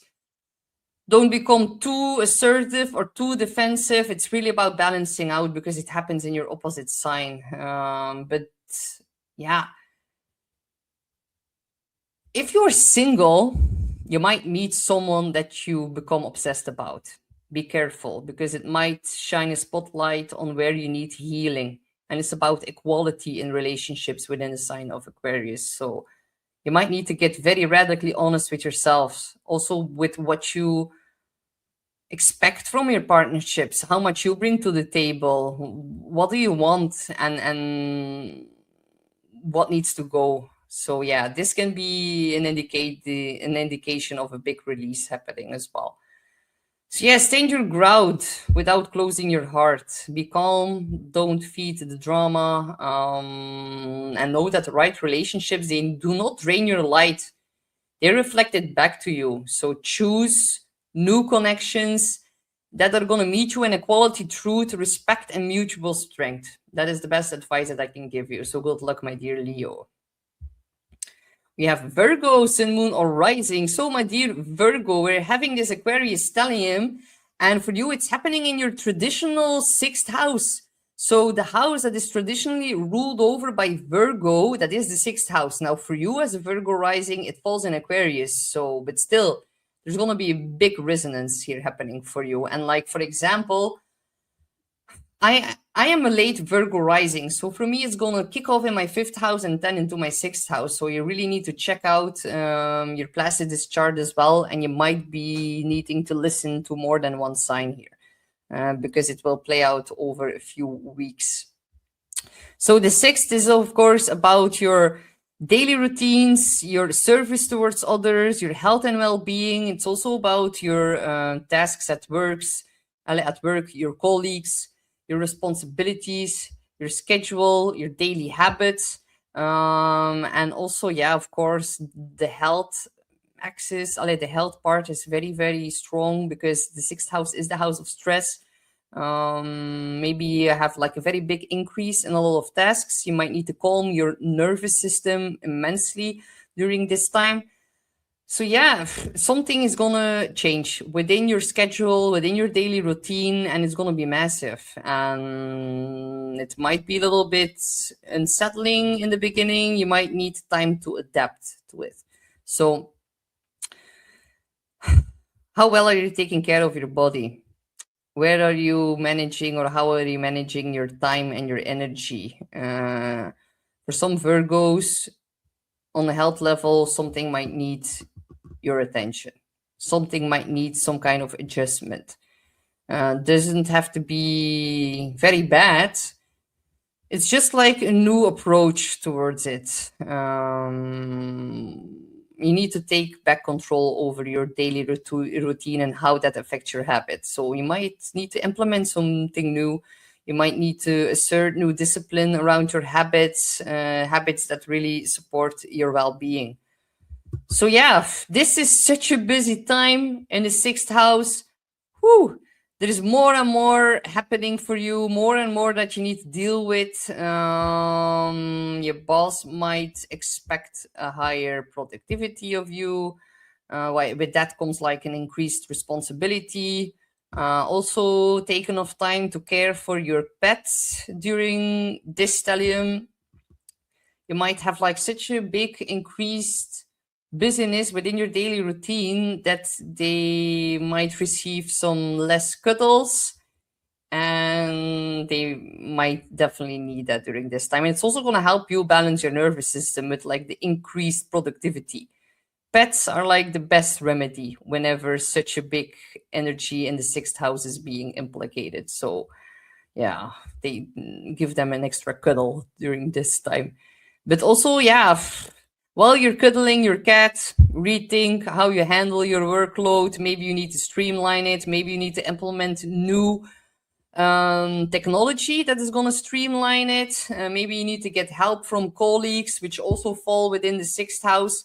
And yeah, you're going to get help. But if you are in a toxic work environment, then this is going to be difficult to deal with. With Mars, Pluto, Sun, all within the 6th, you might need to draw some boundaries against toxic colleagues. Yeah, for some of you Virgos, it's definitely going to come up. So Streamline your systems, improve your efficiency. Also, maybe delegate some of the increased work responsibilities. Purge responsibilities that aren't yours. I know as a Virgo rising, you are very keen on improving everyone's systems, and you see like all of the things, like you look at the little details and you're very well aware on where something can be improved or where there can be more efficiency. But remember, the South Node is in your sign. We need to let go of criticism and of perfectionism. And this might be the time where you're finally going to implement that a little bit more, because you will have no other choice. So make sure you're ahead of it so it doesn't manifest through some kind of health issue. And Aquarius, it is the chin, the calves, the Achilles. So yeah, be careful not to like twist your foot, twist your ankles, because otherwise the universe might like force you. Pluto, Mars, accidents, cut, bruises, burns. The sun is also an ego. Yeah, if we want to get too much done within a short period of time, the universe might like put a stop on that, and then you're going to be quite frustrated and quite stressed because you have so much on your plate, and then you might need to count in some extra downtime. So be ahead of that and already implement that before the universe forces you to do that. So the 23rd of January, the sun on Pluto, very intense day. Can be within your colleagues, or within your daily routine, something that interrupts it, or something that can feels like very intensely overwhelming. Then on the 27th of January, Mars will be on Pluto. That is going to be also a very intense day, but incredible willpower on which you can act upon to really streamline your workflow and your productivity. And it's actually also about purging a lot of stress from within your sixth house of daily routines. So use it in a healthy way. So yeah, build in some more downtime for sure. Productivity is not the only priority in life. And I know you guys need to feel useful in order to feel calm. But maybe now you need to focus on feeling calm before you work on your productivity. That is gonna like benefit it way more. So yeah, and also be careful about these messy, toxic work dynamics, and maybe you're gonna need to liberate yourself from that within the sign of Aquarius. And also don't, if you see intense work dynamics between other colleagues, just like keep your mouth shut. Like as a fellow Virgo rising, when I was younger, I was very keen on like putting like the dots on the I. That is like what we say here in Belgium, but other people might take it on as like being nosy, or like, yeah, just keep your eyes focused on your own desk, and whatever happens, just do not interact, and that is going to help you immensely.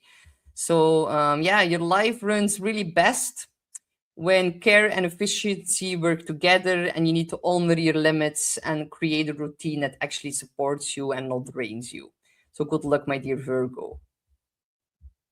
We have Libra, Sun, Moon, or Rising. So, my dear Libra, this Aquarius Stellium is happening in a trine sign. It's happening in your 5th house. So, very beautiful that it will trine your Sun, Moon, or Rising. And the 5th house is, of course, the house of pleasure, romance, joy, self-expression, dates, children, hobbies, leisure time is all found within the 5th house. So, yeah, there's a lot of intensity here being lit up, and there is really big emphasis on authenticity, and the 5th house is the house of self-expression. So this is a very welcoming combination. Apart from the Mars, Sun, Pluto that you need to be a little bit careful for you, my dear Libra, it's going to trine you. So it's going to support you, and it's within the best house that you can get, the 5th house of joy. So yeah, very big purging into all of the things that you do not enjoy. And that can be a little bit intensely overwhelming. But yeah, where do you have most fun in your life? You need to reclaim your power over all the things that bring you joy and passion, and all the things that lighting up your authenticity. That is becoming very strongly into the spotlight here for you, my dear Libra. So live life to the fullest. Stop, yeah, stop giving your power away. Reclaim it. Use it for your self-expression, and also make room for what makes your heart sing. The fifth house is the traditional Leo house in astrology, and it's really about, yeah, what lights up our heart and what did you love doing as a child. So get in touch with your inner child here within the fifth house. This is really about like reclaiming your passion in a very big way. And yeah, if you've been disconnected from joy, then now you're gonna need to realign yourself with that. You need to create. The fifth house is the house where things get born from our own creativity, from doing like leisure time activities, hobbies, photography, pottery, ceramics, all of that is all found within the fifth house. So yeah, all the things that make you feel more alive. This is so beautiful. But also with Mars, Pluto, Sun, you can become obsessive towards like a new topic of interest or a new hobby. And your hobbies need to be very intellectually stimulating. So yeah, science or a bit of physical studies or astrology, all of that belongs to Aquarius, and you can really immerse yourself, and it can become a little bit compulsive or a little bit overwhelming. So do not burn out in your new hobbies or it become like a very big obsession here with Mars Pluto. But definitely also in romance, all the things that give you pleasure and joy are getting intensified with Mars Pluto. If you meet someone new under this energy, dear Lord. The fifth house and the eighth house is also the house of like sexy time. Passions are going to be running very high. But there can be a lot of competition within dating. Maybe you see someone you really, really like, and you might need to compete, and you might need to like conquer your enemy. And there's going to be like a little bit of a fight for the same people or like the same person. That can also happen. Power struggles, jealousy, that might surface a little bit. You might get triggered in those themes. So yeah, some of you are gonna need to draw some boundaries. Actually, it might also play out that someone is getting attracted towards you and they're becoming quite obsessive over you. So that is also something to be mindful for. And if you do, however, feel immensely attracted, it might be a little bit toxic, and you might need to keep an eye on that with Mars, Pluto, and Sun. Maybe you need to heal something within your inner child in regards to relationships here, and that might be immensely triggered here during the stellium in the upcoming weeks. But definitely, yeah, something is bubbling beneath the surface and it is ready to like come out like a volcano and all the fifth house energy.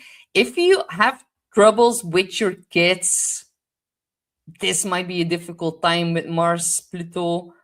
You might end up in a very big conflict. This is also about unhealthy egos. So if there's something unhealthy still lingering from your upbringing or from, yeah, if you've passed something down the ancestral line to your kids might now mirror what needs to be healed within yourself. And that is not easy because it can get quite confrontational. That is like the shadow side of this aspect. And of course, you need to look in your own chart if it makes trines or sextiles or squares. That is going to give you a little bit more of an indication of how it's going to play out. But definitely, if that were to come up, you need to really make time to talk about it with your kids, and definitely with Mercury, Venus here, you can smooth things over. But first, something is going to be triggered. it's intense energy here in the house of kids. Maybe your kids are going through something very intensely, and you might need to be there for your kids and show them the way forward, and show them what the healthy ego is all about. It can create massive breakthroughs with your kids as well, because it's in the sign of Aquarius. But maybe you're gonna need to help your kids to yeah, calm down the nervous system, or vice versa. Maybe they're gonna trigger something. Yeah, it's difficult for me to say without like the actual chart, but definitely kids will be a very, very big theme here as well. So yeah, protect your joy like it's essential. Protect your children's joy as well. Choose authenticity over approval. This is about self-expression and authenticity. And also don't feed into the drama. The things that pull you away from what you love, you need to purge that with Mars and Pluto. And also, yeah, you are allowed to enjoy your life in a very deep and unapologetic way. So really honor what lights you up, and give yourself permission to do that, and other people to do the same, and especially your kids as well. So good luck, my dear Libra. We have Scorpio Sun, Moon, or Rising. So my dear Scorpio, you're going to have this stellium in Aquarius, and that is going to happen within your 4th house. This is, of course, the area of your chart that is very deeply emotionally sensitive, because it's at the bottom of the chart. And this is really very private, very emotional. Also about your home, your families, your ancestral lineage, your emotional roots. A sense of safety and belonging is found within the 4th house. So yeah, really your private life and what's happening behind closed doors. The 12th is behind the scenes, but the 4th is behind closed doors, within your safe space or within the environment where you live. So very deep shifts happening at the core level here in the 4th house at the bottom. So there's gonna be tension or conflict within your family dynamics, for sure, with Mars and Pluto. Like both of your rulers, yeah, Mars and Pluto are going to be conjunct on January the 27th. But we already see in building, like the energy is building up from the 23rd, when the Sun will be conjunct Pluto, all the way until the 27th. So the entire week is going to be pretty intense, honestly. And it's going to trigger your sense of belonging, your sense of feeling alienated within your own family. Yeah, big purging within your inner world, big purging within the things that you were brought up with, and what's underneath everything else. Yeah, this is really like emotions are going to flare up high. You're going to have very intense emotional reactions. Like the stinger is going to come out in regards to family, for sure. Definitely if you're a Scorpio rising here. All the unresolved issues from your childhood are going to become way harder to ignore. I'm going to say impossible to ignore. All the old patterns, all the past memories, all of the family conditioning, is all going to resurface immensely. And it can be very unexpected and very, very shocking and surprising. And with Sun, Pluto, Mars, it can also be about family secrets that are going to be revealed to you. This really shines a very big spotlight on the things, on like the underlying dynamics within your family system. So a good book to read is like the Family Fountain, but I forgot like the writer, but that could like actually help you during this time. The Family Fountain, and letting it like pour in the correct way, not placing yourself above other family members. And that is very difficult. If you've been dealing with parentification and you are so used of taking care of your mother or your father during this lifetime, then it's very, very difficult to let the family fountain flow in a correct order or in a correct way. And you might need to make some resolutions with the fact that you cannot save them. And that can also bring up a lot of unresolved issues during this time. You're meant to take care of yourself and your own emotions and not also constantly those of your parents. And definitely in regards to your mother here, can be the 4th house of the mother. So yeah, very big purging and rebirth, like death and rebirth process. Your chart ruler is getting immensely aspected during this time. So look very honestly at your emotional foundations. And with Mars, Pluto, Sun, this is like a purging of releasing, conditioning, and all of these inherited emotional responses and curses and something within your family patterns needs a shift, and you need to liberate yourself from that with the sign of Aquarius. This is about breakthroughs and an enormous willpower to break through your ancestral curses. Maybe your ancestral deceased people, the ancestors who already crossed over, they can actually right now come in and help you with this purging and with this release and liberation.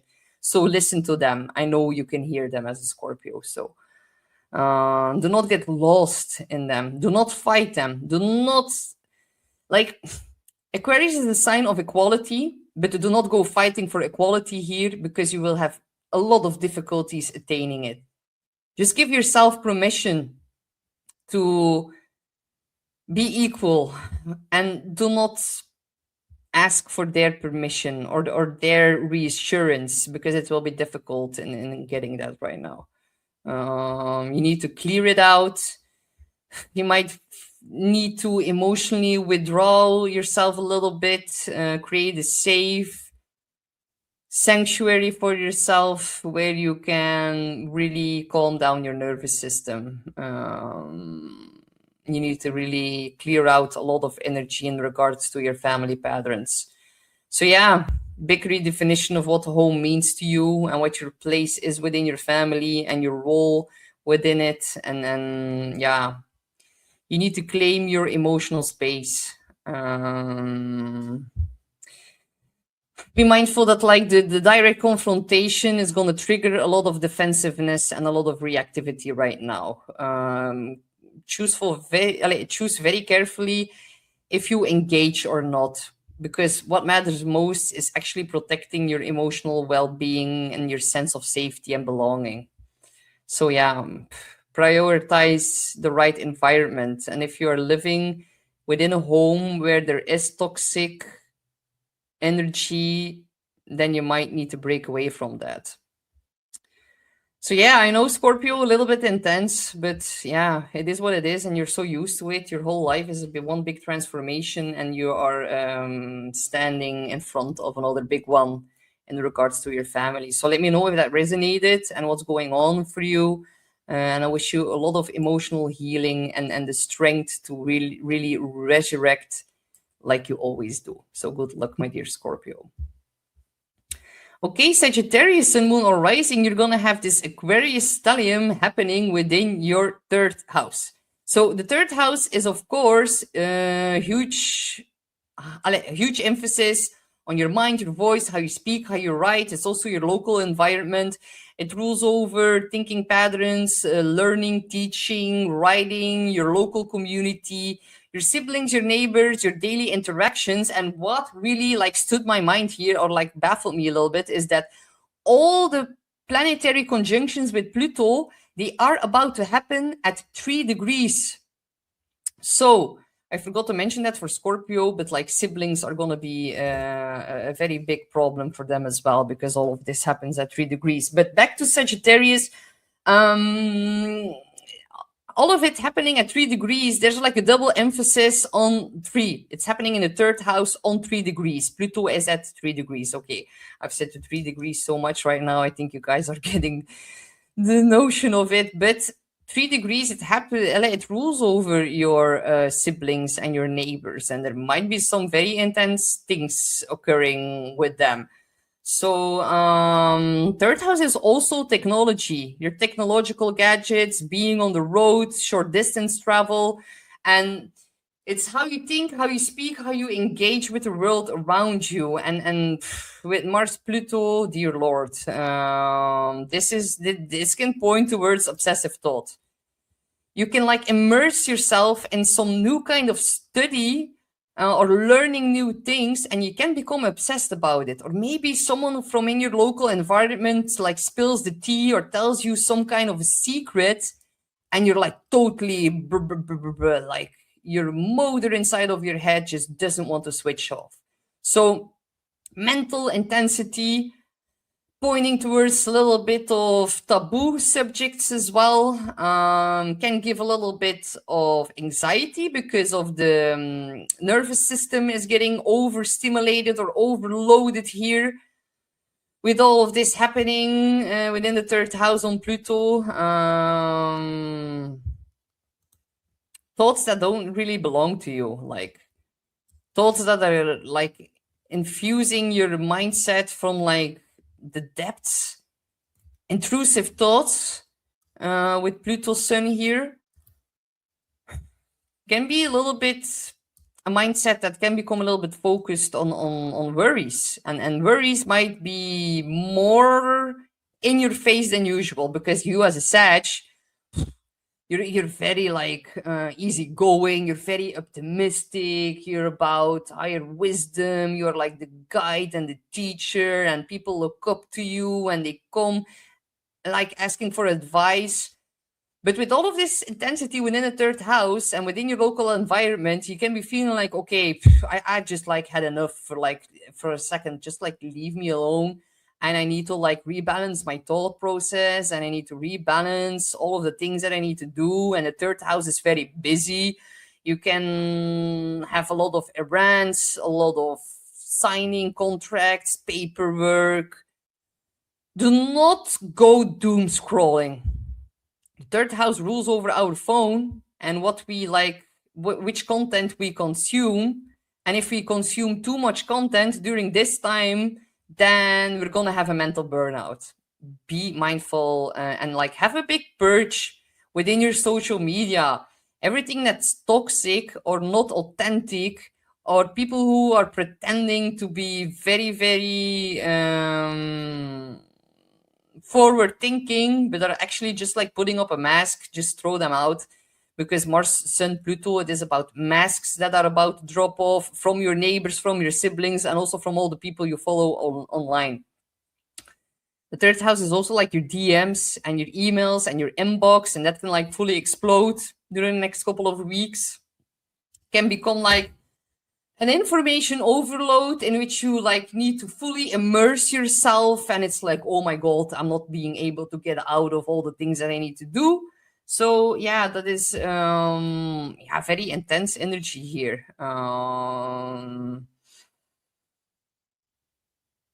Worries can become a little bit amplified here, but do not spiral into it. Just ground yourself and calculate in some like more downtime. Take like a social media detox. If you do that, oh my god, that is going to help you immensely, because you're going to be so busy on a daily basis as well. Even though it's not in the sixth, but in the third, it's like also very busy. It's the traditional Gemini house. Yeah, do not lose yourself in the things that are going to be said online, because Aquarius rules the collective, and Aquarius also rules rebellion.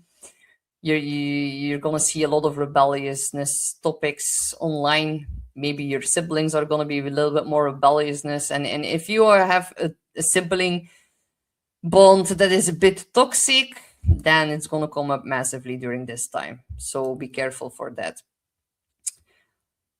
On the other side, if you want to launch a new website, if you want to announce something on social media, if you want to do some content creation, if you want to blog, podcast, you can really touch upon very deep taboo subjects that are going to gain a lot of traction, and people are going to really react to them quite strongly. Others are going to totally love you. It's like Pluto is all or nothing. It is like total hate or love. It's the either way. There's like no middle ground here. So just know that other people's reactions can be a little bit extra powerful right now. The third house is also the house of communication. You are about to have a conversation that is going to blow your mind. There can be an intense secret revealed to you by someone in your local environment, and that is going to cause a big breakthrough. Everything you're going to say is going to land extra powerful right now. Your words are actually more persuasive, more influential, but people are going to get easily triggered by them. So yeah, your opinions, your ideas, they can receive a little bit of backlash, but maybe you're gonna trigger other people's darker side with the truth that you're about to spill, and that might be a little bit uncomfortable or cause a little bit of volatility. Mars in the third house, you can be more angry with your words. Your words can become sharp as a knife. You can throw out truth bombs. And I know, my dear Sag, you are very confident. You don't really like hold it back. I love that about you. My best friends are Leos and Sagittarius, my fellow fire signs. I love them so much. But here, all of it is injected into air. Third house is an air house. Gemini belongs to the third house, but Aquarius is also an air sign. So it can be very poo, poo, poo, poo, poo. If you have an ADD brain, oh my God, your brain is going to get wild. So take good care of that. But if you need to go into hyper focus, then it's very easy to do that, but it's going to be harder to get out of it with Mars and Pluto. This is like extreme willpower, extreme intensely focus. This is like laser focus. And also, you're going to be so much better in reading between the lines. People are going to say certain stuff to you, and you're going to be like, oh, yeah, well, but I know what you mean by that. And you're not going to be wrong. So, very big time of planting seeds within the third house. Deep, intense conversations. People are going to open up to you in very deep, unexpected ways. People are going to come up to you with taboo subjects, with heavy stories, with raw truths. And they're going to be trusting you. As I already said, you are like the guide and the teacher, but it can be a little bit overwhelming. So draw some boundaries whenever you feel that you need to. Do not become overly obsessed with the topic. This is like total mental immersion with Pluto, Sun, Mars here. Be careful on the road. I almost forgot to mention that. You're going to be subjected to road rage, or you're going to feel like, oh my God, I'm getting so pissed off in traffic. Like, oh my God, like personally, I am born with Pluto and Jupiter in the third house within the sign of Sagittarius. And I have been dealing with so much intensity on the road. Like, I'm so friendly. I'm like, I know I have Pluto in the third house. So whenever I'm at the crossroad, I like slow down and let them go. Like first, I know like I had people stepping out with like bats and all of that. Like, you should know the intense things I've already encountered on the road. I'm like such a good person. Like, okay, I love to drive fast. I am an Aries. If someone drives very slow in front of me, I'm gonna like pass by and I'm gonna look in the car like, how does this human look like, and what are they even doing driving so slow? But like, that is my Aries side. But I know with Pluto in the third that you need to be very, very careful not pissing people off on the road. And yeah, it is just a whole lot of intensity on the road. Some of you are going to need to maybe buy a new car. Do not crash your car. Do not drive too fast. Whenever you're pissed off, with Mars in the third house, you're going to have some speeding tickets. So be careful for that. Do not end up in some kind of trial because you've like crossed the red lights because you were pissed. I like with my Pluto in the third house, I see people driving through red lights and I'm like, are you absolutely crazy or what? Yeah, it's just something that you're going to notice as well. So yeah, I'm going to end it with that because this was already a lot. But I feel that is going to be the implication of this whole stellium in your third house. So yeah, let me know how this plays out for you, and be sweet towards your siblings. Otherwise, you're going to end up in a very big fight. If your neighbors are a pain in the ass, just like do not react, or it's going to end up in like this whole long prolonged cycle of volatile conflicts with your neighbors, and we really want to avoid that. So good luck, my dear Sagittarius. We have Capricorn, Sun, Moon, or Rising. So Capricorn, this Aquarius Stellium is going to happen within your second house. And that is ruling over your resources, your money, your possessions, your security, and also your self-worth. So yeah, this is shining a very big spotlight on what you have, how you value yourself, and also like your possessions, your income, your earning potential, your skills, your talents, your material security. They're all found within the second house. But yeah, financial themes are going to be front and center here, and they can feel a little bit overwhelming. There's pressure around like your streams of income, your budget, expenses, managing your resources, and there can be some like upheaval in that with the sign of Aquarius here. But on the other side, if you've been feeling stuck in these matters, this can prove to be a big breakthrough here with the sign of Aquarius as well. So yeah, be careful if you buy something, keep like your warranty ticket because you might need it. Some things might break down with Mars, Pluto on top of each other, and the Sun as well. And also rework your sense of security. Look very deeply and honestly at what truly makes you feel stable, and maybe you've been like underestimating your potential, and now you are getting massive willpower that is getting triggered in the second house to really hone in on your skills and talents and develop them further, and maybe increase your prices because you need to be standing in your self-worth. And after all these planets in Capricorn season, there was such a big buildup within your sign. I know we had like a very big reboot within your identity. If you're a rising, if you're a Sun Capricorn, then within your career or your vitality, something definitely shifted. And today on the 18th, as I'm filming this, we are having this beautiful new moon in the sign of Aquarius, Capricorn trining Uranus, which belongs to Aquarius. So yeah, this is really about the emotional and energetic undercurrent of like your resources and your self-esteem and how that's intertwined with one another. So yeah, how are you like measuring security? And there's a big purging happening in this right now. So Mars Pluto can give a little bit of conflict around resources or incomes. You might need to pay a very unexpected big bill, which can be a little bit shocking. If it makes trines, you have enormous potential to start another stream of income, and by that increasing your earning potential here. But definitely, you might need to like defend or fight for what's yours. What are your resources? Maybe you need to fight over your possessions. Look at if it's making squares or trines in your own natal chart. That is going to give you a little bit more of a clue on how this is going to play out in your chart. And also, if you've been giving too much, you might need to put up a boundary. It can include like your time, your energy, your emotional labor, your peace of mind, your stability, security.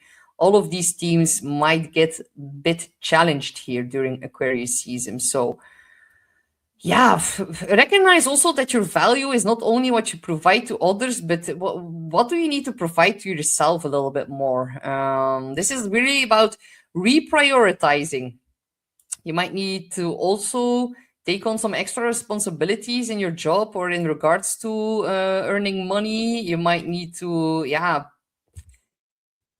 push beyond your limits here for your earning potential. But it's also like true stability. It also includes having like energy left at the end of the day, and you might need to like rebalance and reprioritize how much money is worth your time and effort and energy, and something, some challenges and tests are gonna come up in regards to that. So Definitely your boss might be, yeah, taking up more of your time. He might be trying to, yeah, you might need to draw some boundaries in regards to that as well. And it's also about like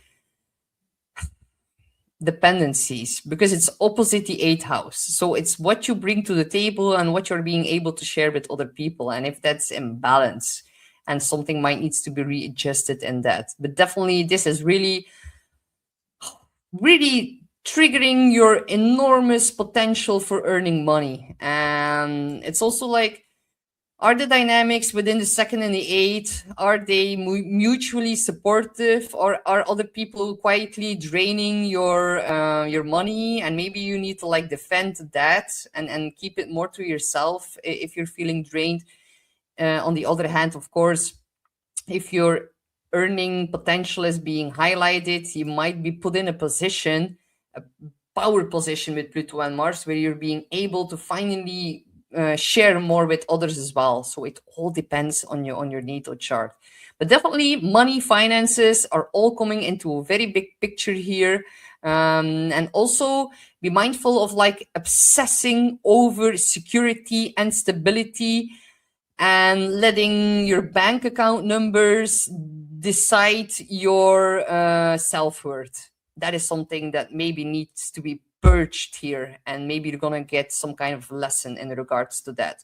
So yeah, you can check your numbers and your balance, but yeah, try to detach from that with the sign of Aquarius here. And also, yeah, honor your word by protecting your resources, really set a lot of boundaries around your money, also redefine security in a new way, and something that includes your well-being in regards to making money.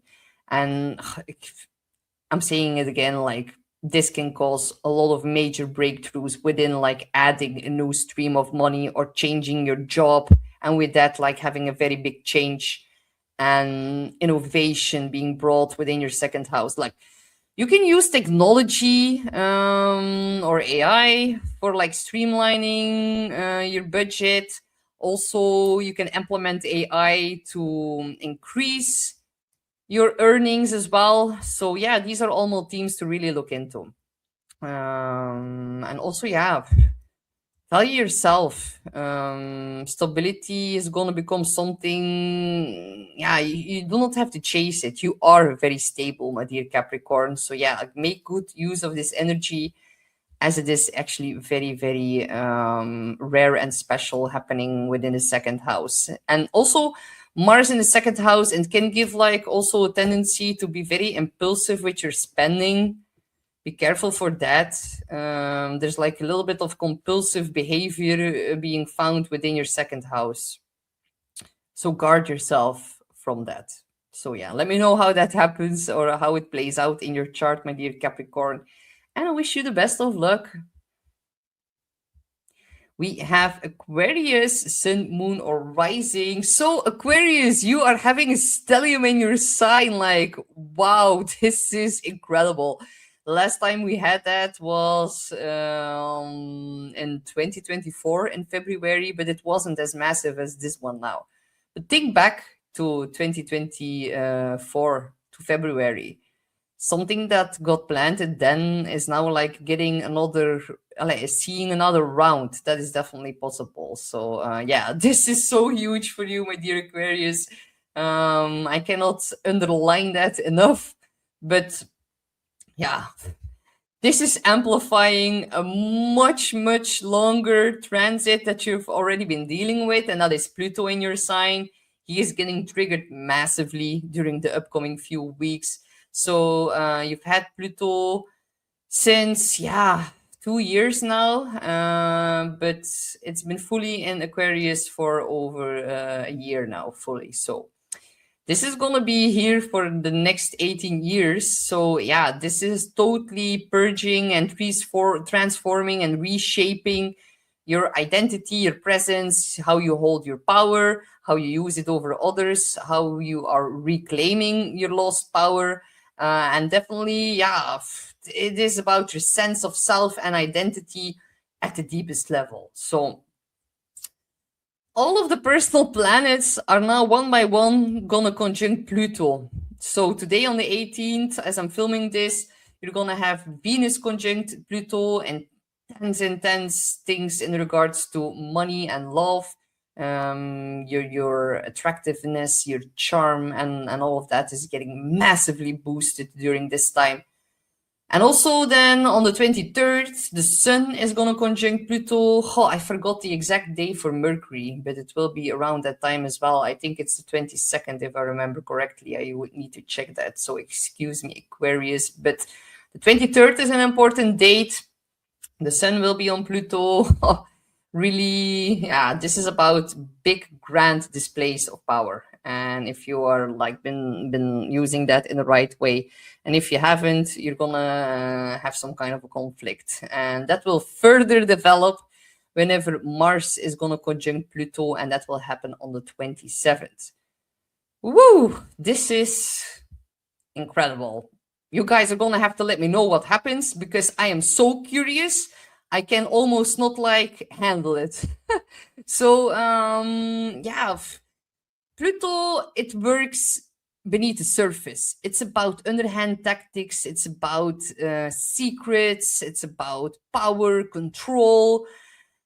Yeah, Pluto is like getting handed the microphone here. And all of the other planets are going to speak their mind, and Pluto is going to reveal a lot of the energy here. So yeah, this is really like a big cluster of astrological planetary energy all compressed on Pluto for the next couple of weeks. Yeah, man, this is a lot. I cannot say it enough, like how special it is, actually is. So major identity reset.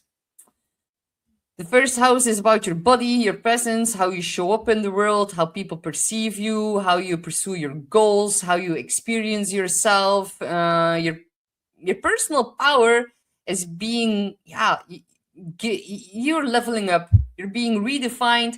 There's a surge in willpower, determination, and really seriousness about who you are becoming and what you're here to do on this planet we call Earth. So yeah, you're gonna feel so much more driven than usual.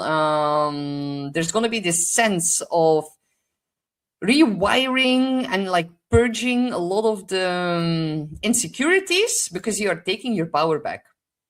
You can do it.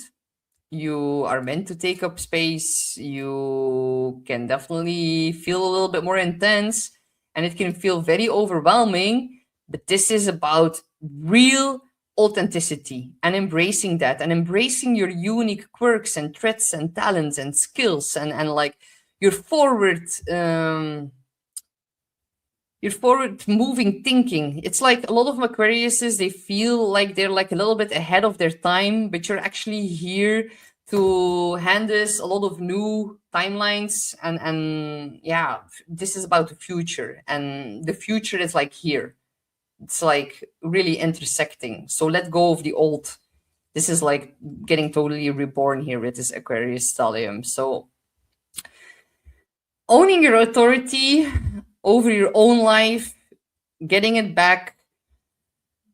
Visibility increases as well massively here. People are going to notice you and your true power, and people can be triggered about that. They can feel a little bit intimidated by it. They're going to respond to it way more intensely.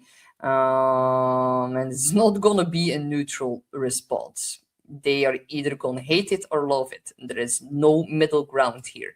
So yeah, on the 27th, when Mars will be on Pluto, you can just simply show up somewhere in a store with your family, with your boyfriend, and you don't even have to say anything, and people can feel triggered by you, by your presence, by your energetic, aura, how you are exuding your power, your sexual power. Oh my god, that is getting massively enhanced here with Pluto, Sun, Mars. That is like incredible. Be careful. People are gonna be so obsessive with your sexiness that they might try to chase you or stalk you, or you can really trigger people's dark stuff, and you need to be careful for it. especially you, Aquarius. Especially in your neighborhood, it happens at 3 degrees. If you need to bike home, drive home, do not do it alone. If you are a female Aquarius, protect yourself from dark arts people who do not have good intentions. And I do not say that to scare you. It is just the truth here. Mars, Pluto, it is the most violent combination of all. And be very, very sure that you do not display these threats yourself towards other people. Do not abuse your power. Do not manipulate, or it's going to cause major backlash. But really guard yourself from people who do not have well intentions or pure intentions. It's going to become very obvious.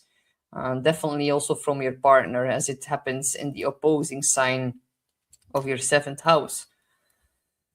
Do not provoke anyone. You're gonna feel quite rebellious. Do not rebel for the sake of rebellion. That is gonna really backlash as well. But other people who have a healthy way of using power, they are gonna be extra supportive and they're gonna show it to you. They're gonna fight for you. They're gonna be curious. They are gonna feel inspired and very, very drawn to you. You're gonna notice people are gonna be like flies on like a lamp, or like how you say mosquitoes on a lamp, and they're like gonna be circling around you, and there's gonna be an increased attention towards you. I hope it's gonna be in a healthy way, but definitely others are gonna project onto you, and do not react too defensively. Just like ignore it. There's gonna be some masks that are gonna fall off, and welcome it as like a good change, as people revealing their true nature towards you, and just let them go, purge them. They have done their purpose. They've served their purpose, and do not get into the battleground. You are going to have the upper hand probably in battle right now with the Mars Pluto in your sign, but do not burn any bridges that aren't necessary, and do not inflict harm or harsh words upon other people. Because like I'm having Aquarius at my 5th house cusp of joy. I like to do some shock therapy from time to time. It helps people to like shake up and wake up, but if you're gonna do it under this energy, you might end up with very intense enemies, and we do not want that. So use it to empower people, to uplift people, to inspire people. You can really have a lot of breakthroughs within that right now. So yeah, you're gonna feel pulled in many different directions. There's gonna be a lot of expectations, a lot of opinions, a lot of demands. You need to use discernment, because not every reaction from another person is like your responsibility, but it is your responsibility not to provoke them. So hold your center, but without keeping yourself small. You do not have to shrink yourself. You do not have to over explain yourself, because people can feel needy, obsessive, compulsive. If someone is like lying to you, you're gonna notice it quite obviously. And also like purge your old identity, purge your old coping mechanisms, anything that like relied on shrinking yourself, or like staying quiet, or like avoiding your own power. That is Pluto now all purging with the Sun and Mars. So yeah, this is going to be intense.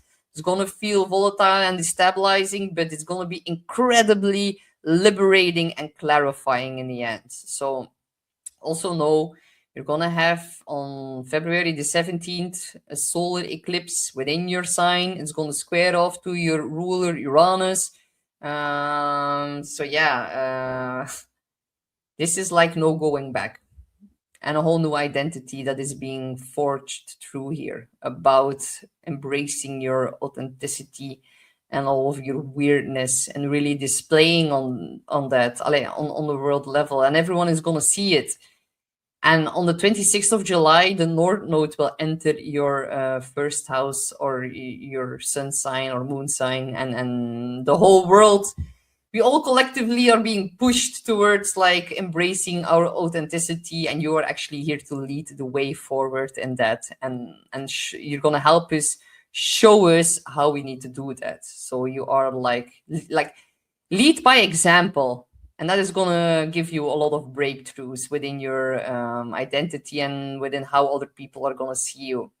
Just know that something very irreversibly is happening right now, and that is gonna get kicked off even more on February the 17th with this eclipse in your sign. So yeah, stand firmly in who you are becoming. Let all the reactions just like wave over you. Like, do not care. Conserve your energy. Do not apologize for your presence. Do not apologize for your ambition. Do not provoke people. Do not shock people. And just know that you're like stepping in your future self right now, and you're fully starting to embody that, and you do not undo that. It is very positive. Trust your power now, and it's gonna carry you forward for like, it's gonna set you up for years to come right now, this moment. So plant big seeds. Okay, Aquarius, I'm gonna leave it at that. Let me know what happens. I'm like so curious and so excited for you guys, especially as Uranus is about to enter in a fellow air sign. By the end of April, it's going to start to trine your sun, moon, or rising. You are in for such a big change the next couple of years, especially 2026. But this is really about a very big moment of planting new seeds. This is a seed planting moment with the whole Aquarius Stellium, and whatever you kick off or start now is going to bear massive fruits next year in 2027. But more on that later. Good luck, my dear Aquarius. Okay, we have Pisces, sun, moon, or rising. So how is it going, my dear Pisces? You are gonna have an Aquarius stellium in your 12th house. So very behind the scenes. Out of all the signs, you are the one that it's gonna be more subtle for you. The 12th house is really like very internal, very psychological. It's about the unconsciousness. It's about spiritual experiences.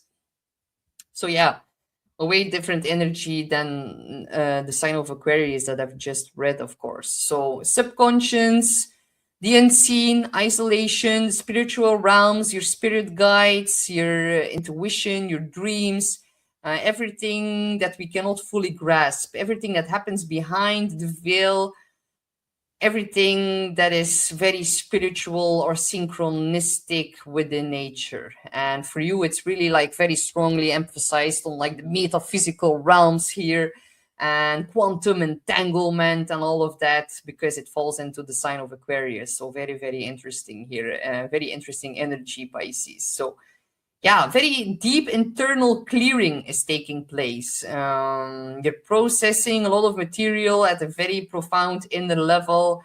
Some things are gonna happen and you will not like have words for it to describe it. Listen to the signs and the omens and the precursors that you are about to get about what's about I've said about a lot, but you're gonna have some kind of omen on what's gonna happen during the February eclipse as well. And it's really future timelines intersecting into the now, but for you, it's on a way more spiritual basis because it happens in the 12th house. So very deep clearing. The 12th house is the house of final endings. So this is about old fears that can be triggered, subconscious patterns, all these unresolved emotional experience, can even be about past things that might resurface in order for you to finally let them go. So it's not to overwhelm you, it's actually happening so that you can understand a lot of things and get rid of a lot of self-sabotaging behavior. Some things that you've integrated now need to be purged with Pluto, Sun, Mars here. And you will be able to release them. It's a very big moment of shedding here, shedding a lot of skin before Pisces season kicks off soon. So yeah, this is like the quiet before the storm, but it can feel a bit intense or a bit uncomfortable. This is about like getting pushed out of your comfort zone within the realms of the 12th house. So you can have like overwhelming mystical experiences. You can feel like you need to fight against bad energy within your dreams with Mars Pluto here, and you're gonna be able to like conquer them and like defeat them. It's about like battling your own demons within the 12th house, definitely with Pluto Mars here together, and the sun is really shining a light on it. So do not freak out if your sleeping patterns are getting like massively disturbed. If you have more frequent nightmares, do not fear them.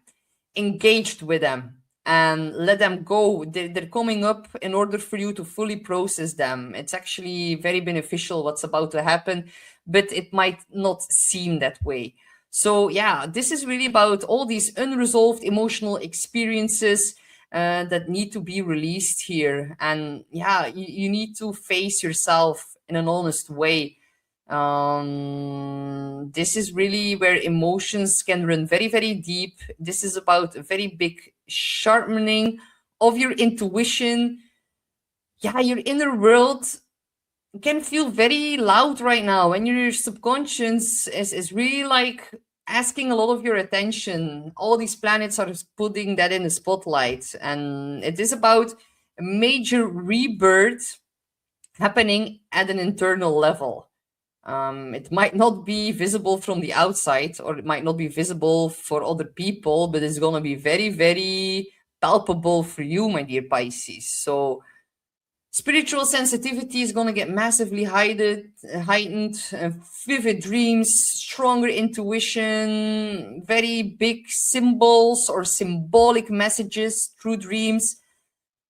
Your psychicness is getting like enhanced massively here with Pluto, Sun, and Mars. You're gonna get guided through your dreams and from your spirit guides and your ancestors. And yeah, it might take some time to process all of it. You might have some very spiritual encounters that are gonna leave you feel baffled. And it's about liberation and awakening within the sign of Aquarius. It's also about frequencies. You're gonna be you're going to become more sensitive towards frequencies, and energetic vampires, they need to go with Mars, Pluto, Sun here. So take some extra time, take up your space. If you feel like you need to rest more, isolate more, withdraw, recharge the battery, implement new spiritual practices that are going to help you liberate from all of this internal processing that is going on. Create some downtime for sure. You're gonna have an eclipse within your 12th house. The 12th house is your mental health. So this year you're gonna have a new set of eclipses within your 12th house and your 6th house that is balancing out your physical and your mental health. And this is like the start of that right now. So yeah, very, very big phase of clearing right now. So yeah, cocoon a little bit, give yourself some more time off. Maybe you need to like take some time off work, to rest, to sleep before your season begins, and then it becomes all way more outwardly. So in March, of course, at the end of February into March. So yeah, if you're already psychic medium, you're gonna notice that your intuitive insights are getting massively enhanced. You're going to receive spiritual messages, synchronicities. If you have a question, you can ask your question, and you can pick up on the answer from other people who are like talking in another room. They're going to be it's going to be very, very mystical, and that is very positive. You are already so sensitive. So journal, meditate, spiritual retreats, going on a holiday, taking some time off, therapy, they're all going to be massively supportive right now. So also know other people's energy can be very overwhelming. Protect your boundaries, set some draw some lines. You need to go to healthy environments so your mental health gets time to process everything. Do not wind up into other people's problems during this time, because you need to focus on your own right now. And I know you are like the martyr and you want to sacrifice a lot of your own needs, but do not do it during this time or it's going to have a very bad effect on your mental health. So yeah, all of the things that are dissolving now, it is actually making room for a way more truer and honest version of yourself. So just trust the quiet inner work happening within. You're going to feel lighter, clearer, and more aligned than ever before if you do that right now. So let me know what happens for you, my dear Pisces. And I wish you good luck with clearing out all of the psychic junk and really opening up your channel for all these beautiful messages that are about to get channeled through. So good luck, my dear Pisces. So that was it for today. I hope that resonated with all of you. If you want to, you can give this video a like. It helps the channel grow. I thank all of you guys very, very much to spend some time with me here today. And I'm looking forward to seeing you next time during my weekly on Tuesday, the 20th. I'm going to talk more about all the individual aspects of Pluto with all of the personal planets in the sign of Aquarius. So I'm looking forward to diving into that with all of you. So thank you all so much. Bye-bye.